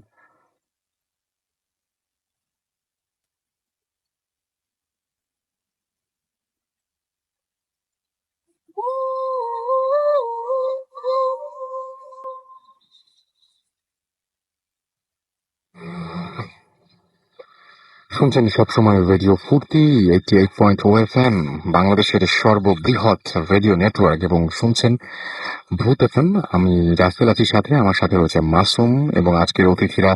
এবং আপনারা সবাই জানেন যে ভূত এফএম এখন একটু অন্যরকম, যারা এখানে এখানে এসে উপস্থিত হন তারাও একটু অন্যরকম ঘটনায় শেয়ার করে থাকেন। সো আপনাদের আপনাদের উৎসাহ এবং আপনাদের ভালোবাসা পেলে আমরা আপনাদের সাথে আরো যেতে চাই অনেক দূর। আশা করছি আপনাদের সাথেই থাকবেন, এবং যদি আজকের এপিসোডটি আনফরচুনেটলি কেউ মিস করে ফেলেন, তাহলে আপনি আপনার গ্রামীণ ফোন নাম্বার থেকে ডায়াল করুন 404088। তাহলে দেখবেন যে আপনাকে এই এপিসোডে শোনার অপশন দেওয়া হচ্ছে, যদি আপনি এই এপিসোডটি আবারও শুনতে চান বা মিস করে থাকেন। আর সেই সাথে যারা ইমেল করতে চান, যাতে আমি বলি সেটা সবচাইতে বেশি ইম্পর্টেন্ট, এই জন্যই বলছি, বারবার করে মনে করে দিই যে ভূত FM@radiofurti.fm, এখানে আপনার নাম, ঠিকানা এবং ফোন নাম্বার সহ আপনার জীবনের সেরা ঘটনাটি লিখে পাঠিয়ে দিন। শুরুতে উল্লেখ করুন যে আপনি এখানে এসে ঘটনাটা শেয়ার করতে চান, নাকি আপনি চান যে আপনার ঘটনাটা আমরা পড়ে শোনাই। যারা দেশের বাইরে রয়েছেন তাদেরকে অনুরোধ করবো যে আপনারা সরাসরি আপনার ঘটনাটা রেকর্ড করে আমাদের কাছে পাঠিয়ে দিন অডিও ক্লিপটি। আর এটা হচ্ছে অনেকের SMS আসছে। নেহাল মাহফুজ ধানমন্ডি থেকে আমাদের SMS করেছেন, ভূত FM শুনছি অস্থির লাগছে। রাব্বানি জুরাইন মার্কেট থেকে আমাদের SMS করেছেন আমাদের সাদ রেহমান। মিল্টন নরসিংদী দাসপাড়া থেকে লিখেছেন, হাই রাসেল ভাই, হাউ আর ইউ। তিনি এবং তার ওয়াইফ সোনিয়া তারা আমাদের সাথে রয়েছেন। ইলাম আমাদের SMS করেছেন বংশাল থেকে, থার্ড স্টোরি ওয়াজ অসম। আমাদেরকে SMS করেছেন এছাড়াও শাহরিয়ার রাফি। এছাড়াও সাদ রেহমানের SMS আমি পড়লাম। আমাদেরকে এছাড়াও SMS করেছেন লিমন তিশা। আমাদেরকে SMS করেছেন দীপ্ত মিরপুর 2 থেকে, এনজয় করছেন তিনি, তা জানিয়েছেন। মাহফুজ মুক্ত আমাদের SMS করেছেন। রিজভি আমাদের SMS করেছেন। আমিন এবং জসিম আমাদের SMS করেছেন মালিবাগ থেকে। আমাদেরকে সুপ্ত মেমন সিং থেকে SMS করেছেন। আমাদেরকে SMS করেছেন ঐশী। আমাদেরকে এছাড়াও ফালাক হুসাইন নেত্রকোনা থেকে SMS করেছেন। অ্যাঞ্জেল আমাদের SMS করেছেন ফোর্থ স্টোরিটা তার কাছে ভালো লেগেছে। আমাদেরকে SMS করেছেন ইথিকা, এবং তিনি বলছেন যে তিনি সুপার ন্যাচারাল কোনো কিছু দেখেন নাই, বাট তিনি বিলিভ করেন সেগুলো। আমাদেরকে জেসিয়া SMS করেছেন, এবং তানভীর, দুজনেই আজিমপুর থেকে SMS করেছেন। লিমন তিশার SMS আমি পড়েছি। জোসেফ সিলেট থেকে আমাদের SMS করেছেন। গৌরব আমাদের SMS করেছেন। আজকে ভূত FM ফাটাফাটি হচ্ছে সেটা জানিয়েছেন, মানে যেগুলো প্রশংসা করেছে সেই সমস্ত ম্যাক্সিমাম SMS আমি পড়ছি, কিন্তু বাকিটা পড়ছি না। রনি আমাদের এসএমএস করেছেন। এছাড়াও তিনি এবং তার ওয়াইফ আর্থিকা একসাথে শুনছেন। আমাদেরকে ফিমা এসএমএস করেছেন মাসুদ, এবং আরেকজনের নাম বলতে পারবো না, আমাদেরকে এসএমএস করেছেন এমডি শীষ। এছাড়াও সাইদ এসএমএস করেছেন আমাদেরকে।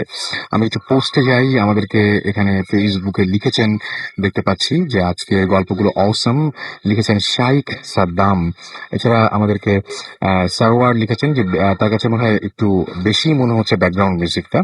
আমাদেরকে ভূপাল বারোই এসএমএস করেছেন, এবং তিনি বলছেন যে বাবু ভাইয়ের স্টোরি অনেক ভয়ের।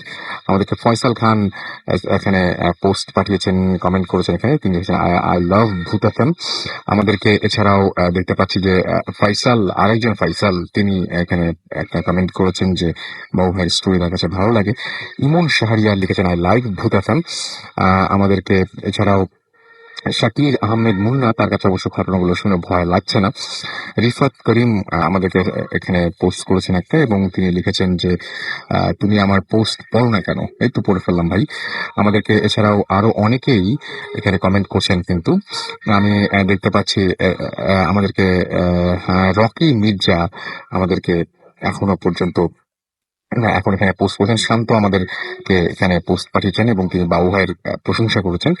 আমাদেরকে রিশা আখতার আমাদের এখানে একটা কমেন্ট করেছেন, এবং তিনি বলেছেন তার খুব ভয় হচ্ছে। আপনি যদি করতে চান তাহলে সরাসরি চলে যান www.facebook.com/রেডিও ফুটকি। আমরা চলে যাবো ঘটনায়। প্রথম অতিথি আবারও ফিরে আসছেন আপনাদের সাথে। আপনি আরেকবার আপনার নামটা বলে তারপর আপনার ঘটনাটা প্লিজ শুরু করবেন। থ্যাংক ইউ রাসেল ভাই। আমি তাওহিদ পল্লবী থেকে। আমি এখন যে ঘটনাটা বলবো সেটা আমার মামার কাছ থেকে শোনা, এবং ওনার লাইফে ঘটে যাওয়া একটি ঘটনা। তো আমার মামা উনি বেসিক্যালি আর্মিতে ছিলেন। তো এটা ঘটনাটা অ্যাকচুয়ালি দিনাজপুরের উনি তখন ওখানে তার পোস্টিং ছিল। তো যে কোনো এক রাতে, অনেক রাতে, উনি ওনার সিনিয়রকে নিয়ে একটা জিপে করে উনি ওনাদের ক্যান্টনমেন্টে ফিরছিলেন।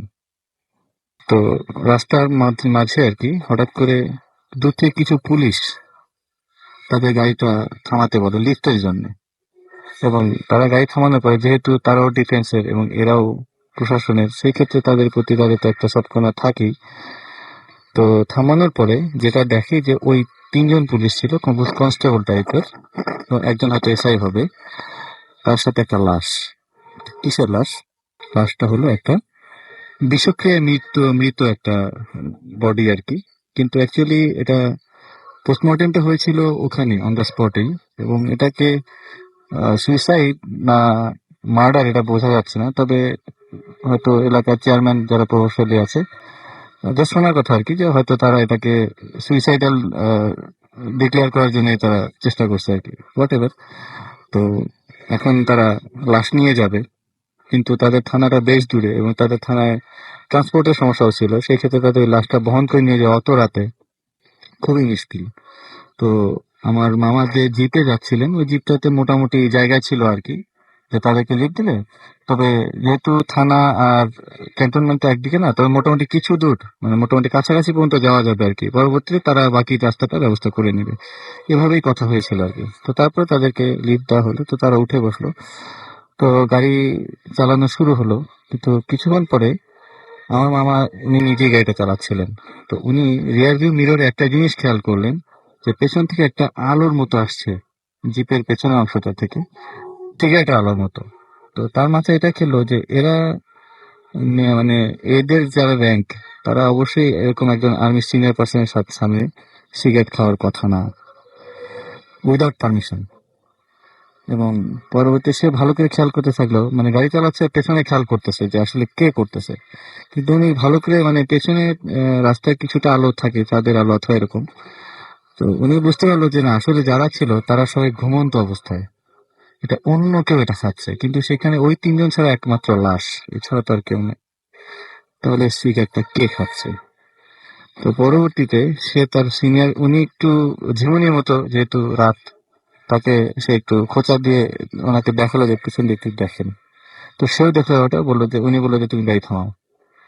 গাড়িটা থামানোর সাথে সাথে নামলো। নামার পরে দেখলো যে ওই তিনজন ঘুমাচ্ছে, তবে লাশটাকে তারা যেভাবে শোয়া রাখছিল, মাথাটা কিন্তু সেই পর্যায়ে নাই, মাথাটা বাম দিকে হেলে গেছে। হ্যাঁ। তো তাদের কাছে ব্যাপারটা খুব একটা স্বাভাবিক মনে হয়নি, যে না, সামথিং রং। তখন তারা পুলিশদেরকে বললেন যে আমরা তো আর তোমাদেরকে লিভ দিতে পারবো না, তোমরাই করো, উম, অন্য ব্যবস্থা দেখো।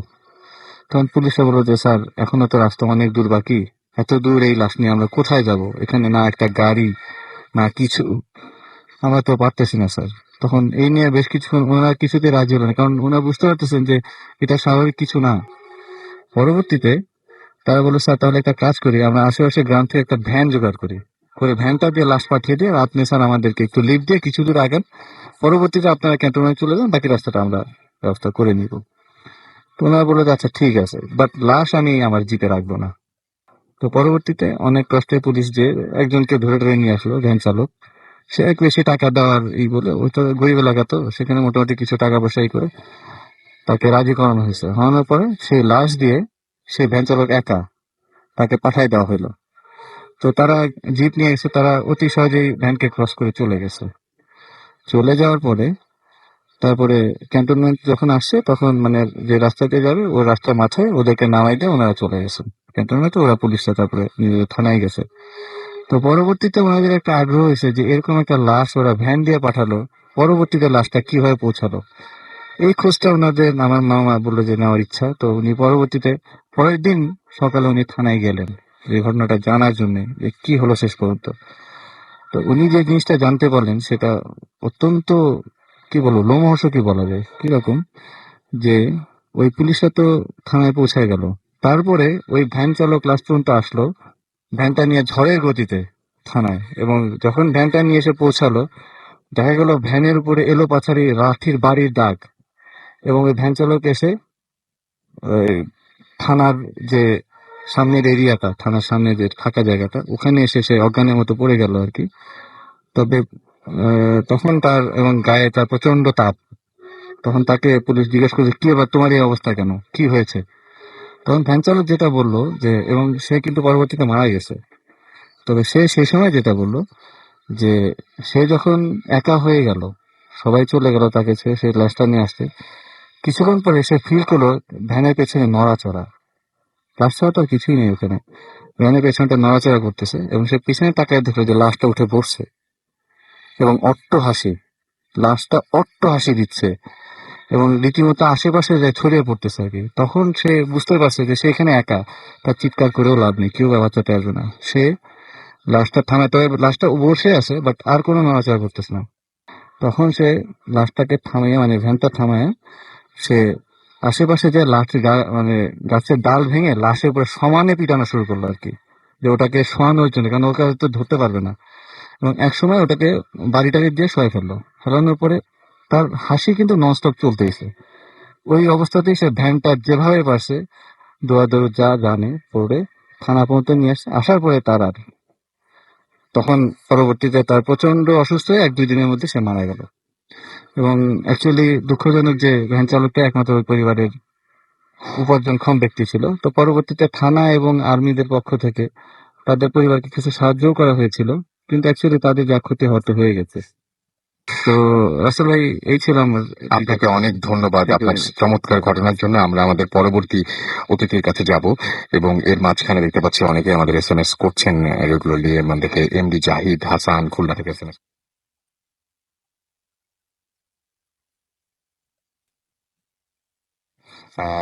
আমাদেরকে দেখতে পাচ্ছি যে শেখ আচ্ছা ফয়সাল খান আমাদের SMS করেছেন শিশি, এবং আমাদেরকে অর্থহীন জয় কিশোরগঞ্জ থেকে SMS করেছেন টিআই। রোহান আমাদেরকে রংপুর থেকে SMS করেছেন। সিঙ্গার মেহেদি আমাদের SMS করেছেন আমাদেরকে। এছাড়াও দেখতে পাচ্ছি রাকিব SMS করেছেন আমাদেরকে। দেখতে পাচ্ছি এভলিন ধানমন্ডি থেকে, এবং লাস্ট স্টোরিটা আমার কাছে অনেক বেশি ভালো লেগেছে। সাকিব আমাদের নরসিংদী থেকে SMS করেছেন। জান্নাত রবিন আমাদের SMS করেছেন আমাদেরকে রংপুর বয়। এছাড়াও রাতুল আমাদেরকে SMS করেছেন আমাদেরকে সুপ্ত। এছাড়াও আমাদেরকে মামুন মুন্নি শান্তিবাগ থেকে SMS করেছেন আমাদেরকে। এছাড়াও আমিন এবং জসিম মালিবাগ থেকে SMS করেছেন। এছাড়াও আমির শাহিন ভুঁইয়া আমাদের SMS করেছেন। ডক্টর সারোয়ার মোহাম্মদপুর থেকে আমাদের SMS করেছেন আমাদেরকে জুয়েল।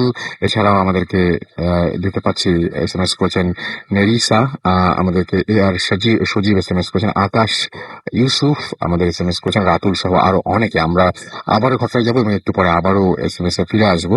আর যারা SMS পাঠাতে চান তারা মোবাইলের মেসেজ অপশনে গিয়ে টাইপ করুন ফুর্তি, FORTI ফুর্তি, স্পেস দিয়ে লিখুন আপনার নাম, স্পেস দিয়ে আপনার মেসেজ পাঠিয়ে দিন 847 নাম্বারে। যারা ফেসবুকে আমাদের পেজে যেতে চান তাদেরকে বলি, আমাদের পেজটির অ্যাড্রেস হচ্ছে www.facebook.com/radiofurti।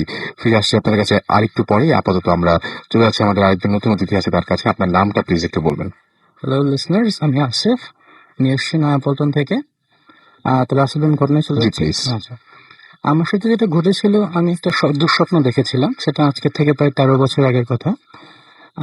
দুঃস্বপ্নটা এরকম যে আমি দুঃস্বপ্নে দেখি যে আমার রুমের ভেতরে এটা হয়েছিল। আমি স্বপ্নে দেখতেছি যে আমার মা আমাকে নিয়ে আমার রুমের যে অ্যাটাচ ওয়াশরুম আছে সেখানে আমার মুখ ধোয়া দিতেছেন। তো সেই সময় আমার রুমটা ছিল অন্ধকার। তো এখানে বলে রাখি যে আমার রুমের দক্ষিণ পাশে যে দেয়াল, সেখানে আমার নানা জানের একটা ছবি আছে, এবং ঠিক তার পাশেই আমাদের করিডোরে যে লাইটটা জ্বালানো থাকে তার তার আলোটা পড়ে আর কি, ভেন্টিলেশন থেকে তার আলোটা পড়ে। তো আমি স্বপ্নে দেখতেছি যে আমার মুখ ধোয়ানো শেষ হয়ে গেছে, এবং ঠিক সেই মুহূর্তে আমি দেখি সেই আলোতে একটা অবয়ব দেখা যাচ্ছে, একজনের চেহারা দেখা যাচ্ছে, তার মুখে আপনার সাদা কালো দাড়ি। তো আমার দিকে বেশ বড় বড় চোখ করে তাকিয়ে আছে। তো এটা দেখে আমি স্পষ্ট দেখতে পাচ্ছি যে স্বপ্নে আমি সেই অবয়বটার সামনে গেলাম, গিয়ে আমি একটা খুব ইনডিসেন্ট একটা জেস্চার করলাম। তো জেস্চারটা করার পরপরই যেটা হলো সেটা আসলে খুবই স্কেরি আমার জন্য। আমি ফিল করলাম যে পেছন থেকে আমাকে কি একজন কিছু একটা আমাকে জড়ায় ধরে আমাকে প্রায় জমিন থেকে 4 থেকে 5 ফুট উপরে তুলে ফেলেছে। তো আমার ঠিক সে ছবিটার পাশেই আমাদের পশ্চিম সাইডে রুমে, সেখানে আমার টেলিভিশনটা ছিল, সেটা একটা বড় চেস্ট ড্রয়ারের উপরে ছিল। তো সেটা প্রায় জমিন থেকে 5 ফুট উচ্চতা। তো আমি স্পষ্ট দেখতে পাচ্ছি যে আমার পাটা ঠিক টেলিভিশন বরাবর উপরে উঠে গেছে। তো এটা যখন হচ্ছে, আমি ভয়ে আমার ঘুম ভেঙে যায়। তো আমি দেখি আমার সম্পূর্ণ শরীর ঘামতেছে। এটা হয়েছিল রমজানের সময়। এটা আমার ঘুম ভাঙার সাথে সাথে আমি দৌড়ে আমার ডাইনিং টেবিলে চলে যাই। আমার পরিবারের সবাই সেখানে সেহরি করছিলেন। তো এটা যখন হলো, তাহলে তারপরে আমি এটাকে দুঃস্বপ্ন হিসেবে ডিসরিগার্ড করছিলাম। আমি এটা নিয়ে অত চিন্তাও করি নাই। এরপরে যে জিনিসটাতে আমি সবচেয়ে বেশি ভয় পাই, এটা আজকে এখনো আমাকে খুব ভয় দেওয়ায়, সেটা হচ্ছে যে এই ঘটনার প্রায় 3 থেকে 4 মাসের মাথায় আমাদের এলাকায় একজন মুরব্বী ইন্তেকাল করেন। আচ্ছা। তো সেই জন্য আমাদেরকে তার জানাজা হয়েছিল আমাদের এলাকার যে প্রধান মসজিদ সেখানে। এখানে একটু বলে রাখি যে আমাদের এলাকার প্রধান মসজিদে আমার যাতায়াত ছিল কম, কারণ অন্য গলিতে ছিল মসজিদটা, তাছাড়া আমার বাসার আশপাশে আরো 3টা মসজিদ আছে। মানে আপনি যেটা কাছে সেখানে হ্যাঁ, যেতেন। সেখানেই যেতাম। আচ্ছা। তো সেখানে গিয়ে আমি যেটা দেখলাম, যেটা দেখে আমার একদম রক্তহীন হয়ে গেছিল, যে আমি সেদিন স্বপ্নে যে অবয়বটা দেখতে পেয়েছিলাম, আমার দিকে তাকিয়ে লাল রক্তচক্ষু করে আমার দিকে তাকিয়েছিল, সেই অবয়বটা আর সেই মসজিদের যিনি মুয়াজ্জিন তার চেহারা অবিকল মিল। তো সেটা দেখে আমি ওখানেই দাঁড়িয়ে যাই। এরপরে ওনার সাথে আমার 3-4 বার দেখা হয়েছে। আমি তাকে সালামও দিয়েছি, সালামও ফিরিয়েছি। আমার কখনো সাহস হয়নি, মানে আমি তাকে গিয়ে যে কিছু জিজ্ঞেস করবো, আমার এই সাহসটা কখনো হয়নি। এখনো পর্যন্ত আপনি? না, এখনো ইনফ্যাক্ট আমি এরপরে তাকে আর দেখিও নাই। আচ্ছা, ওকে। এই আমার যে প্রথম ঘটনাটাই আমার আমরা পরে আবার আপনার কাছে আবারও ফিরে আসবো। আমরা আরেকটা ঘটনা শুনি এবং একটু পরে আমরা আবার আপনার কাছে ফিরে আসছি। আর এর মাঝখানে আমরা দেখতে পাচ্ছি যে অনেকেই কিন্তু ফেসবুকে আমাদের এখানে কমেন্ট করছেন, এবং আপনি যদি করতে চান তাহলে চলে যান www.facebook.com/radiofurti। আপনাদের কমেন্ট গুলো আমরা খুব মনোযোগ দিয়ে পড়ি।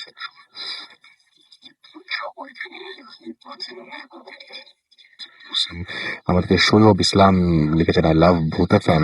মন শাহরিয়ার লিখেছেন আজকের সবগুলো স্টোরি অসাম। আমি কিন্তু কমেন্ট পড়ছি ফেসবুকের। আমাদেরকে শাকির মাহমুদ এখানে লিখেছেন, এবং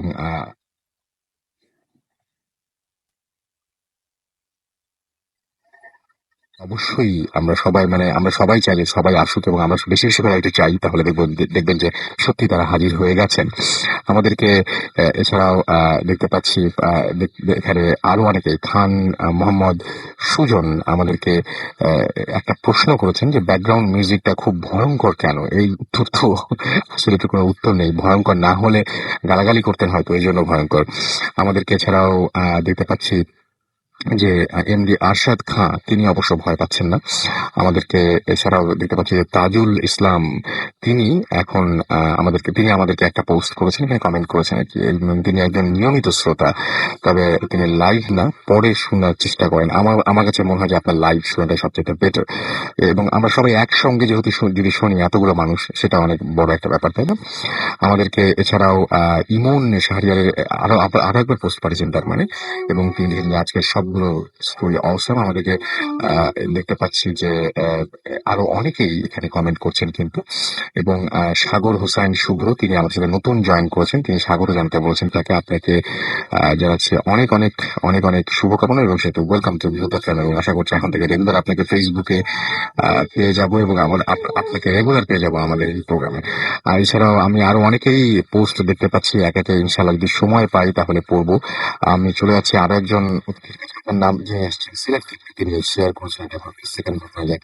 আপনার নামটা বলে আপনার প্লিজ শুরু করুন। থ্যাংক ইউ রাসেল ভাই। আমি সাদিয়ান, সিলেট থেকে। তো রাসেল ভাই, ঘটনাটা আমার নিজের লাইফে ঘটে যাওয়া। আমি তখন প্রায় ক্লাস 4-এ পড়ি, 4-5 এরকমই পড়ি। তো আমাদের মসজিদ একটা আছে আমাদের বাড়ির সাথেই লাগানো। জি। তো এই মসজিদে আমরা সাধারণত আমরাই আজান দিই, বা নামাজের ব্যবস্থাটা আমাদের ইমাম আছেন, বাট আজানের ব্যবস্থাটা আমরাই দিতাম। তো আমাদের মসজিদে তখন মাইকের ব্যবস্থা হয়নি। তো আমরা আজানটা মসজিদের ঠিক বাইরে বারান্দার পাশেই দিতাম। তো আমি এরকম স্বাভাবিক আমরা আজান দেই। তো আমি একদিন জোহরে আজান দিতে গেছি।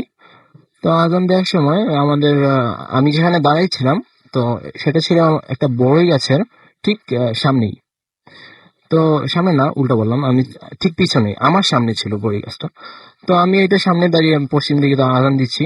তো আমি আজান দেওয়ার সময় হঠাৎ করে খেয়াল করলাম যে বড়ই গাছের মধ্যে ছায়া ছায়া টাইপের কিছু একটা। তখন ভোর দুপুর, তো জোহরের টাইম 1টার দিকে, তখন তো দুপুর টাইম, সূর্য ছিল। তো এর মধ্যে আমি ছায়া ছায়া দেখে আমি জাস্ট আমার চোখটা বন্ধ করে দিই। চোখ বন্ধ করে আমি আজান দিতে থাকি। তো ঠিক আজানটা দেওয়া অবস্থায় হাই আল্লাহ সালাহ বলছি, আমার একটু মনে আছে। এরপরে আমি আর কিছু বলতে পারি না। আমি জাস্ট আমি সেন্সলেস হয়ে যাই। আমি আর কিছু দেখিও নাই। আমি প্রায় 2-3 ঘন্টা পরে আমি নিজেকে আবিষ্কার করি যে আমার দাদুর বিছানায়। পরে আমি যেটা জানতে পারি যে আমি যেখানে আজান দিচ্ছিলাম সেখান থেকে প্রায় 15-20 ফিট দূরে আমি পড়েছিলাম। আমাকে কেউ একজন নিয়ে আমার ধাক্কা বাড়িতে দিয়েছিল বসে তার মানে, তার মানে হচ্ছে কেউ একজন ধাক্কা দিয়েছিল আপনাকে। এই ঘটনা ঘটে আমি তখন ক্লাস 4-5-এ। তো এই ঘটনার বেশ কিছুদিন পরে, আমি তখন প্রায় 7-8-এ। তো সেদিন শুক্রবার ছিল, আমার বাবা বাড়িতে ছিলেন আমার শুক্রবারে। তো আমরা আজান দিতে যাই। তো আজান দেওয়ার সময় তখন আসরের টাইম। তো আমি আজান দিচ্ছি, ঠিক একই ভাবে আমি কিছু দেখি নাই সেদিন। দেখি যে আমি আজানের মধ্যে আমি বলতে পারি না কি হচ্ছে, এখন পর্যন্ত আমি জানি না। আমি আজানের মধ্যেই নাকি আমি পড়ে যাই। তো এটা আমার বাবা ছিলেন আমার পিছনেই। উনি তখন অজু করতেছিলেন ওই টিউবওয়েলে। তো উনি আজান বন্ধ হওয়াতে উনি তাকান, দেখেন যে আমি পড়ে গেছি, পড়ে যাচ্ছি। তো উনি তখন আমাকে দৌড়ে গিয়ে আমাকে ধরেন, আমাকে কুলে নেন, যাতে কুলে নিয়ে পানি দিবে হয়ে চিলে মনে ছিল।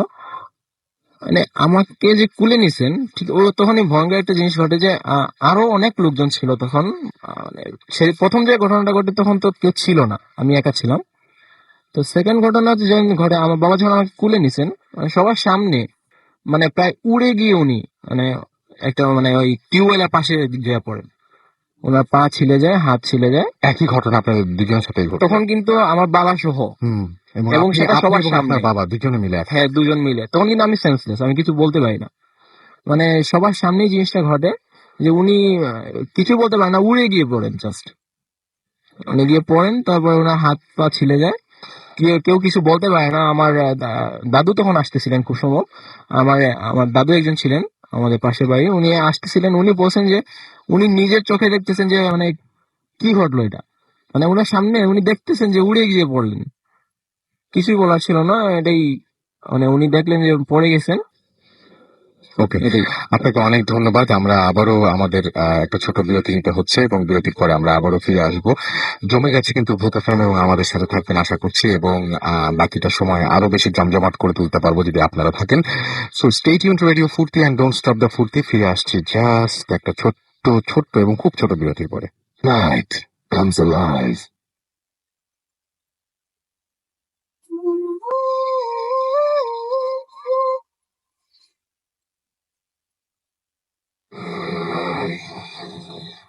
শুনছেন সবসময় রেডিও ফুর্তি। আমি রাতে সাথে ঘড়িতে সময় রাত 1:29 এবং চলছে ভূত এফএম। আমার সাথে রয়েছে মাসুম, মিউজিক নিয়ে প্রচন্ড ব্যস্ত, এবং রয়েছেন আমাদের আজকের অতিথিরা। আর সবচাইতে বেশি মানে রয়েছেন যারা, তারা হচ্ছে আপনারা। আপনারা আছেন বলেই চলছে ভূত এফএম। আমরা চলে যাব পরবর্তী ঘটনায়। আমাদের পরবর্তী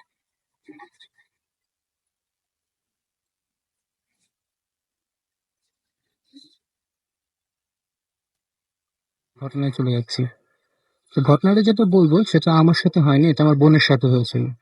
তো আমার বোন সে টাঙ্গাইলে সরকারি মেডিকেল কর্মকর্তা হিসেবে সে নিয়োজিত আছে। তো সেখানে সরকারি কোয়ার্টার পাওয়ার আগে সেখানে আরেকটা সরকারি ফ্যাসিলিটিতে সে মানে থাকতো আর কি। তো ঘটনাটা যেরকম ঘটেছিল যে যে- সে যে ফ্লোরে থাকতো সেটা ছিল হচ্ছে আপনার 3 তলা ফ্লোরে, এবং সেই ফ্লোরে আর কেউ থাকতো না। সে ঘটনা যেটা ঘটেছিল যে সে রাতের বেলা ঘুমিয়ে আছে, তো হঠাৎ করে আপনার লোহা গড়ানোর আওয়াজে তার ঘুমটা ভেঙে যায়। আচ্ছা, ঘুমটা আধোভাবে ঘুম ভাঙে, সে আধো চোখ মেলে তার বাম পাশে কাত হয়ে দেখে যে দুটো ছোট ছোট বাচ্চা তারা মানে বসে আছে, একজন আরেকজনের দিকে জাস্ট একটা লোহার বল গড়িয়ে দিচ্ছে, এবং যখন গড়িয়ে দিচ্ছে সেটা জ্বলে উঠছে আগুনের গোলার মতো। আচ্ছা, তো সে খেয়াল করলো যে বাচ্চা দুটো মানে মুখের দিকে তাকিয়ে দেখলো ওদের চোখ মুখ কিচ্ছু নাই। তো সে যখন আরেকটা চোখ খুলে ভালোভাবে তাকাবার চেষ্টা করলো, তার সাইডে যে বাচ্চাটা ছিল সে তার দিকে ফিরে জাস্ট ঠোঁট দিয়ে মানে কথা না বলা বা শুষ করার মতো কিছু মানে চুপ করতে বললো ইন্ডিকেশন আর কি, করলো, চুপ চুপ করার করার মতো। জন্য আমি একটা যেমন ইন্ডিকেশন করলো। তো এটা দেখে আপু যখন ধরফরে ওঠার চেষ্টা করলো, সে ফিল করলো যে কোনো কিছু দুটো আঙ্গুল দিয়ে দুটো চোখ চেপে ধরে একদম বালিশের সাথে চেপে রাখছে তার মাথা। এবং সে এই অবস্থায় ফিল করলো যে তার পেছনে, সে যে শুয়ে আছে তার পেছনে 5 থেকে 7 জন অবয়ব দাঁড়ায় আছে। মানে এটা জাস্ট তাদের গম গম আওয়াজ সে শুনতে পাচ্ছিল। তো এটা শোনার পরে আমার বোন ওইখানে সেন্সলেস হয়ে যায়।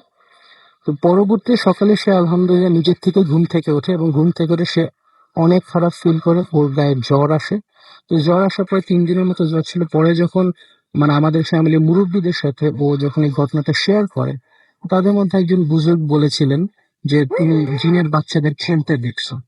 তো এরপর থেকে আমার বোন আর রাতে সাধারণত একা ওখানে থাকেন না, ওখানে থাকেন না, ওখানে ডিউটি করে দিনের বেলা সে চলে আসে। তো এই আমার ঘটনা আসলে। অনেক ধন্যবাদ আপনাকে। এবং আমি একটা কথা বলবো, সেটা হচ্ছে যে সত্যি তো, যে এই রাতের বেলায় হঠাৎ করে আমি এরকম শুনিনি, কিন্তু যে চোখ চেপে ধরে, এটা কিন্তু খুব অদ্ভুত। এবং উনি দেখাচ্ছিলেন যে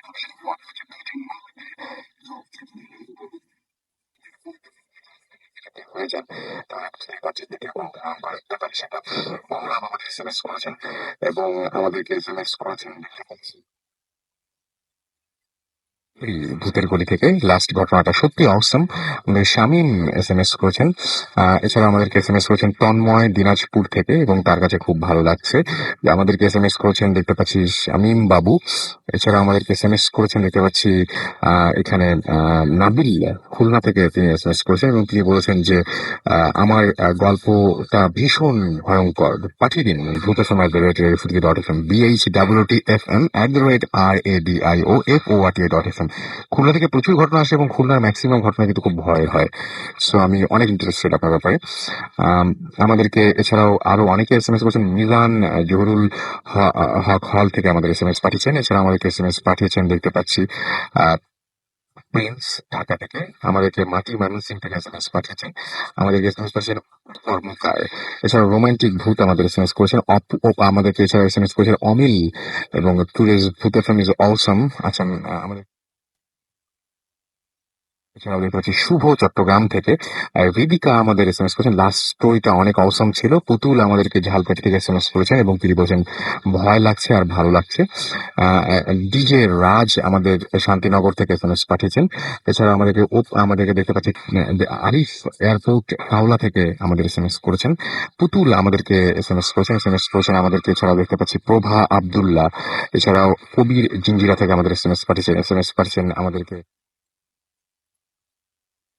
অসম। সো নামটা একটু লিখে দিলে বেশি ভালো হতো। আমরা চলে যাচ্ছি আবার বাবু ভাইয়ের কাছে। তার একটা ঘটনা রয়েছে, ছোট একটা এক্সপিরিয়েন্স রয়েছে, অনেক বড় এক্সপিরিয়েন্স। এটা কিভাবে শুনবেন সেটা হয়তো তিনি জানিয়ে দিতে পারবেন, বাট আমরা এখন মূল জিনিসটা শুনবো। হ্যাঁ, রাসেল ভাই, thank you for letting me giving me the opportunity. ওকে।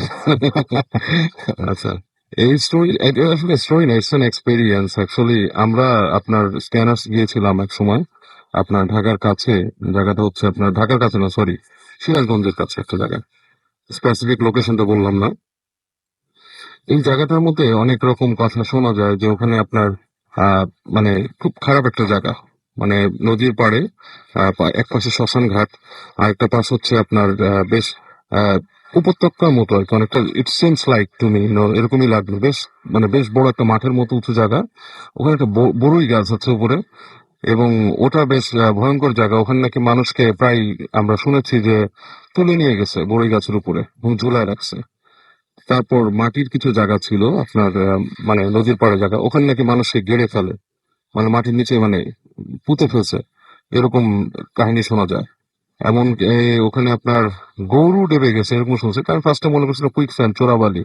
পরে দেখলাম ইটস নট লাইক দ্যাট, এটা হচ্ছে আপনার সম্পূর্ণ একটা কাদার জায়গা যেখানে আমরা হেঁটেও দেখছি এবং এরকম কোনো চান্সই নাই না ওখানে। না না, চোরাবালি থাকার কোনো চান্স নাই। তো যেটা হয় ওখানে, আমরা গিয়েছিলাম আমাদের সাথে আমাদের আবরার ভাই ছিল, আমার এক ভাইগনা ছিল, হাবিব ভাই যাওয়ার কথা ছিল, উনি যেতে পারেনি কোনো একটা কারণে। তো যাই হোক, তো ওখানে যে যেটা দেখি আসলে অনেকের কাছে বিশ্বাস অবিশ্বাসের ব্যাপারটা আসে। অনেকেই বলে অনেক কিছু দেখি না বা অনেক কিছু জানি না বা ভূতে বিশ্বাস করে না বা অতি প্রাকৃত জিনিসে বিশ্বাস করে না। তো যার যার বিশ্বাস তার কাছে, সবার তো সুযোগ হয় না সবকিছু এক্সপিরিয়েন্স করার জীবনে, ঠিক না? মানে আচ্ছা, মানে সবাই যে এক্সপিরিয়েন্স করবে তাহলে তো ডিফারেন্ট ব্যাপার হয়ে যেত। তাহলে তো এটা জিন কথাটার অর্থই হচ্ছে লুকায়িত একটা জিনিস, ঠিক আছে, ইটস হিডেন। তো এই জিনিসটা যদি সবাই দেখতে পেত তো তো ডিফারেন্ট একটা কাহিনী হতো। বাট কিছু কিছু জায়গায় আমার জীবনে সুযোগ হয়েছে কিছু জিনিস দেখার, কিছু এক্সপিরিয়েন্স করার, সেটার মধ্যে এটা একটা। তো ওই জায়গাটা যখন আমরা যাই, আমাদের আরেকটা কাজ ছিল তখন আসলে প্রজেক্টের, সেখানে যাওয়ার। বাট আমরা একটু আর্লি চলে যাই, আপনার 7টার দিকে, সন্ধ্যা 7টা 7:30টার দিকে চলে যাই ওখানে। তো যাওয়ার পর ইট ওয়াজ আ ডিফারেন্ট এনভায়রনমেন্ট রাসেল ভাই, যে আপনি শুনতে পাবেন যে আপনার ডাকছে, আপনার ঝিঝি পোকা, ব্যাং, বিভিন্ন জিনিস নদীর পাড়ে যেটা হয়, এবং আচ্ছা, আরেক পাশে যেটা শ্মশান নদীর ওই পাড়টায়, মানে ডিফারেন্ট টাইপের একটা সাউন্ড। তো ওখানে আমরা যাই তিনজন, যাওয়ার পরে কিছুক্ষণ হাঁটাহাঁটি করি এবং ওই জায়গাটাই যাই যেখানে নাকি মানুষ বলে খারাপ জায়গা।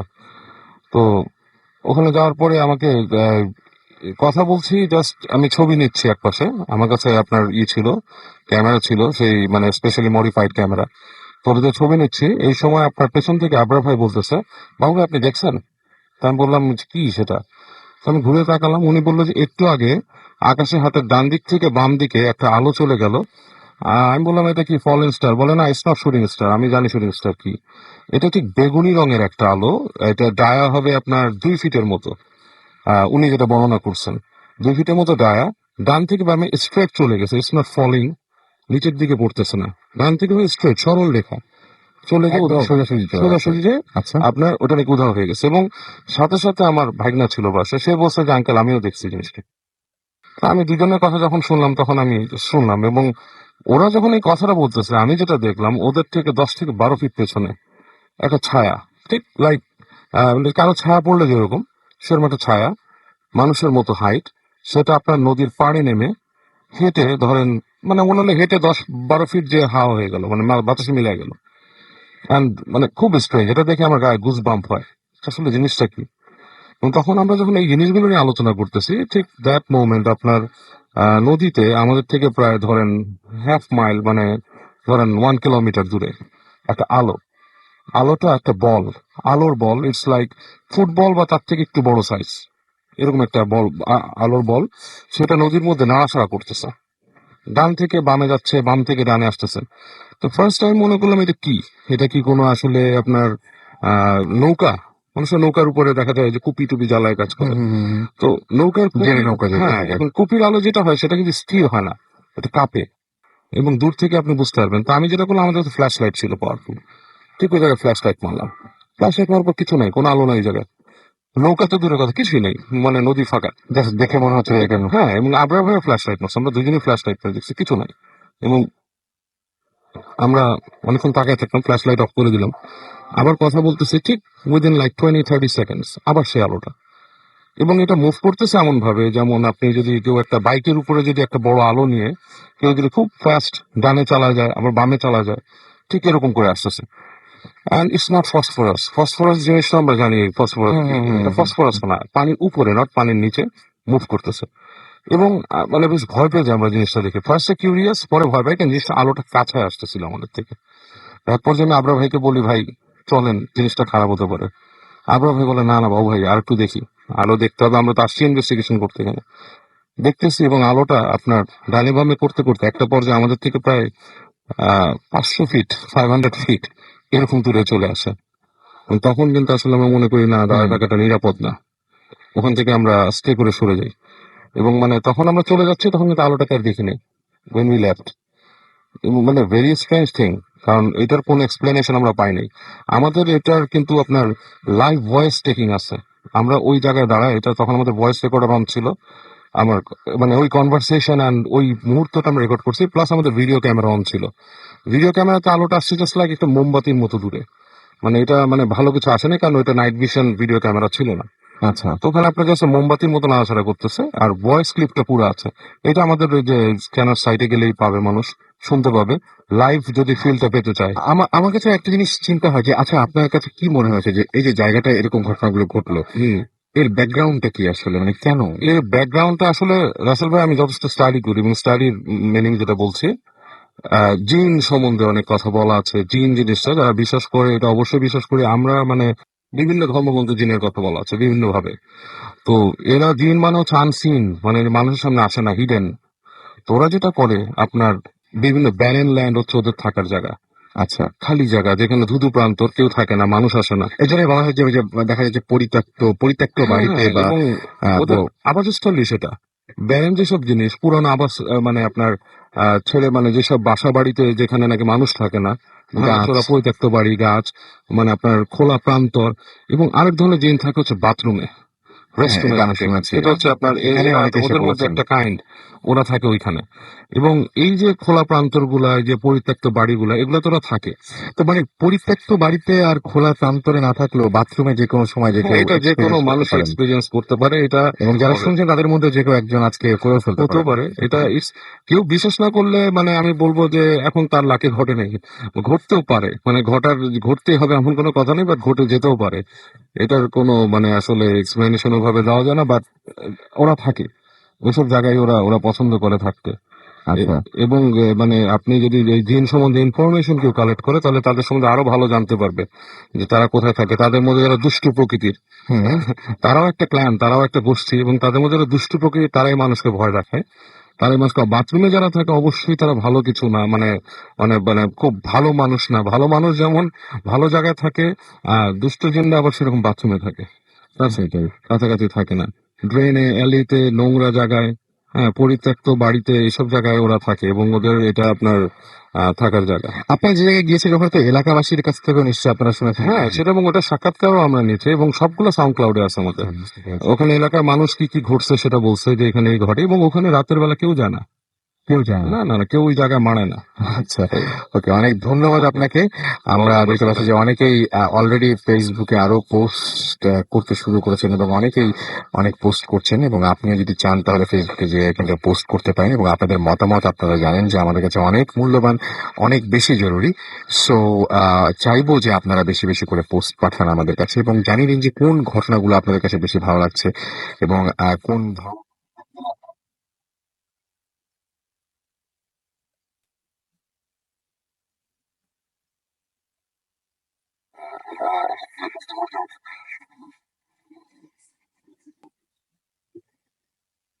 আমি দেখতে পাচ্ছি একজন আমাদের এখানে কমেন্ট করেছেন তাসকিন আহমেদ রাজীব, তিনি বলছেন আমার কাছে অনেক ভয়ঙ্কর ঘটনা আছে। তো সেগুলো আপনি অবশ্যই পাঠিয়ে দিন আমাদের কাছে, আমরা তো চাচ্ছি। আমাদেরকে জুবাইর খুলনা থেকে আমাদেরকে এসএমএস করেছেন এবং তিনি বলছেন ভূত FM is the best in the world. আমাদেরকে এছাড়াও ফারহান গাজী এসএমএস করেছেন, তিনি এখানে পোস্ট পাঠিয়েছেন এবং তিনি বলছেন আই লাভ ভূত এফএম। আমাদেরকে পাইরেটস অর্ক লিখেছেন যে আবার 2 মান্থস পরে ভূত এফএম লাইভ শুনছি, একা মেসের ছাদে শুনছি এবং তার কাছে খুব ভালো লাগছে। আমাদেরকে এছাড়াও দেখতে পাচ্ছি যে শিমুল আমাদেরকে এসএমএস করেছেন, শিমুল গোল্ডার, তিনি বলছেন যে বাবু ভাইকে রেগুলার নিয়ে আসতে। আমাদেরকে রায়হান তুষার আমাদেরকে এখানে কমেন্ট করেছেন এবং তিনি বলছেন যে আজকের ভূত এফএম অনেক ভালো।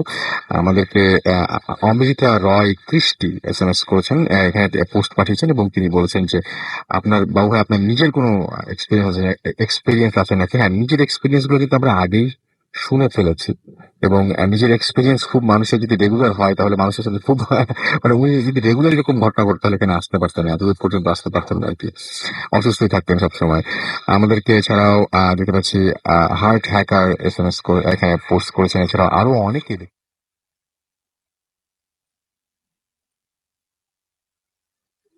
আমি অনেকের নাম বুঝতেও পারছি না এবং আমি দেখতে পাচ্ছি যে সবাই মানে ম্যাক্সিমাম এখানে প্রশংসা করেছেন, কেউ কেউ মতামত দিয়েছেন।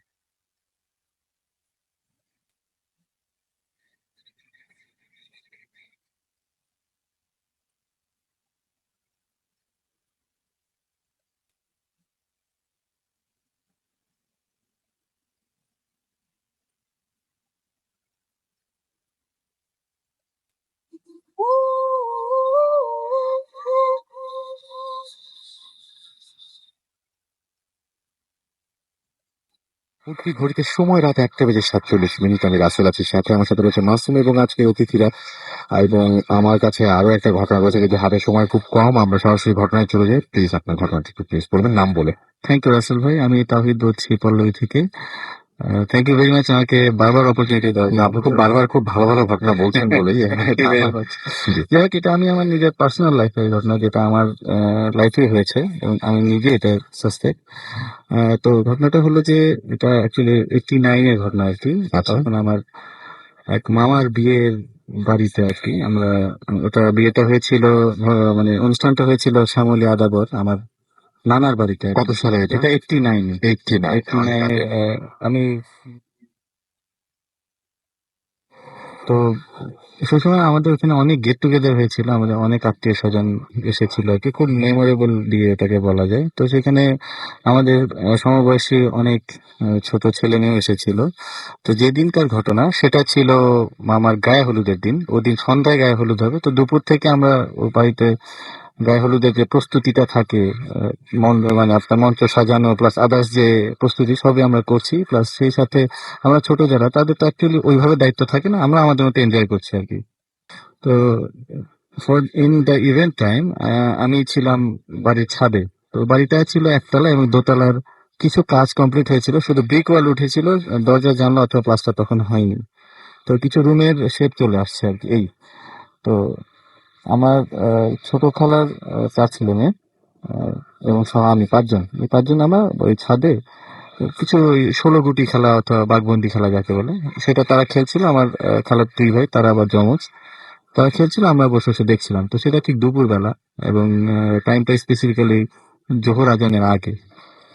তো যেহেতু দুপুরে সন্ধ্যার সময় প্রোগ্রাম, তো আমরা সবাই রেডি হওয়ার জন্য ব্যস্ত। তো আমি আমার ভাই খালতো ভাই বোনদেরকে বলছিলাম যে চলুন আমরা তাহলে গোসলটা সেরে নিই, কারণ পরবর্তীতে এতগুলো মানুষ, 2টা মাত্র বাথরুম, চান্স পাওয়া যাবে না। তো সেটা বলে আমি অলরেডি স্টার্ট করছি। করার পরে আমি যখন সিঁড়ির কাছে গেলাম, তো সেই সময় অন্যমনস্ক ভাবে আমি একটু এই ঘরগুলোর দিকে তাকালাম।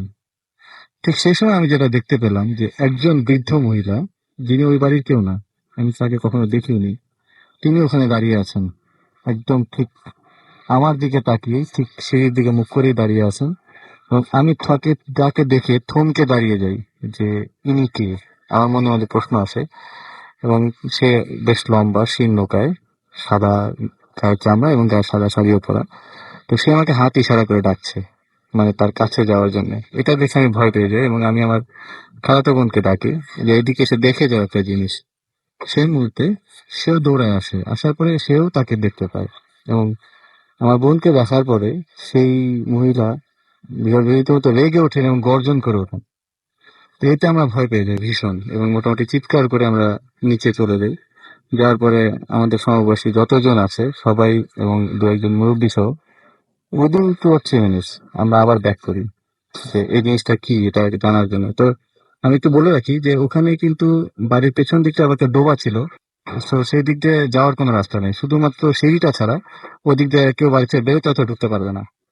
কিন্তু সেই জিনিসটা কোথাও নাই, না পেছনে না সামনে না ওই ঘরে, কোথাও নেই। আমরা তন্ন তন্ন করে খুঁজলাম, তো তাকে আর দেখা গেল না। তো রাসেল ভাই এটাই ছিল আমার ঘটনা। এবং আপনার দেখেই প্রথমে মনে হচ্ছিল যে অস্বাভাবিক কিছু। ডেফিনেটলি, কারণ ওটা ওই বাড়ির কেউ না, ভালো করেই জানি। তার ওকে বাড়ির যে কাজের লোকগুলোকে আমি চিনি, প্লাস আমাদের যারা এবং এলাকারও কেউ না। না না। এবং এলাকার আমি কেউ না। জিজ্ঞাসা করেছি আমার নানা নানি অথবা মামা মামিকে, মামা খালা যারা ছিলেন, তো তারা বলেন যে এই ধরনের কাউকে তারা কোনোদিন দেখেনও নি এবং জানেনও না। ভিড়ের মধ্যে এরকম অদ্ভুত কিছু মানে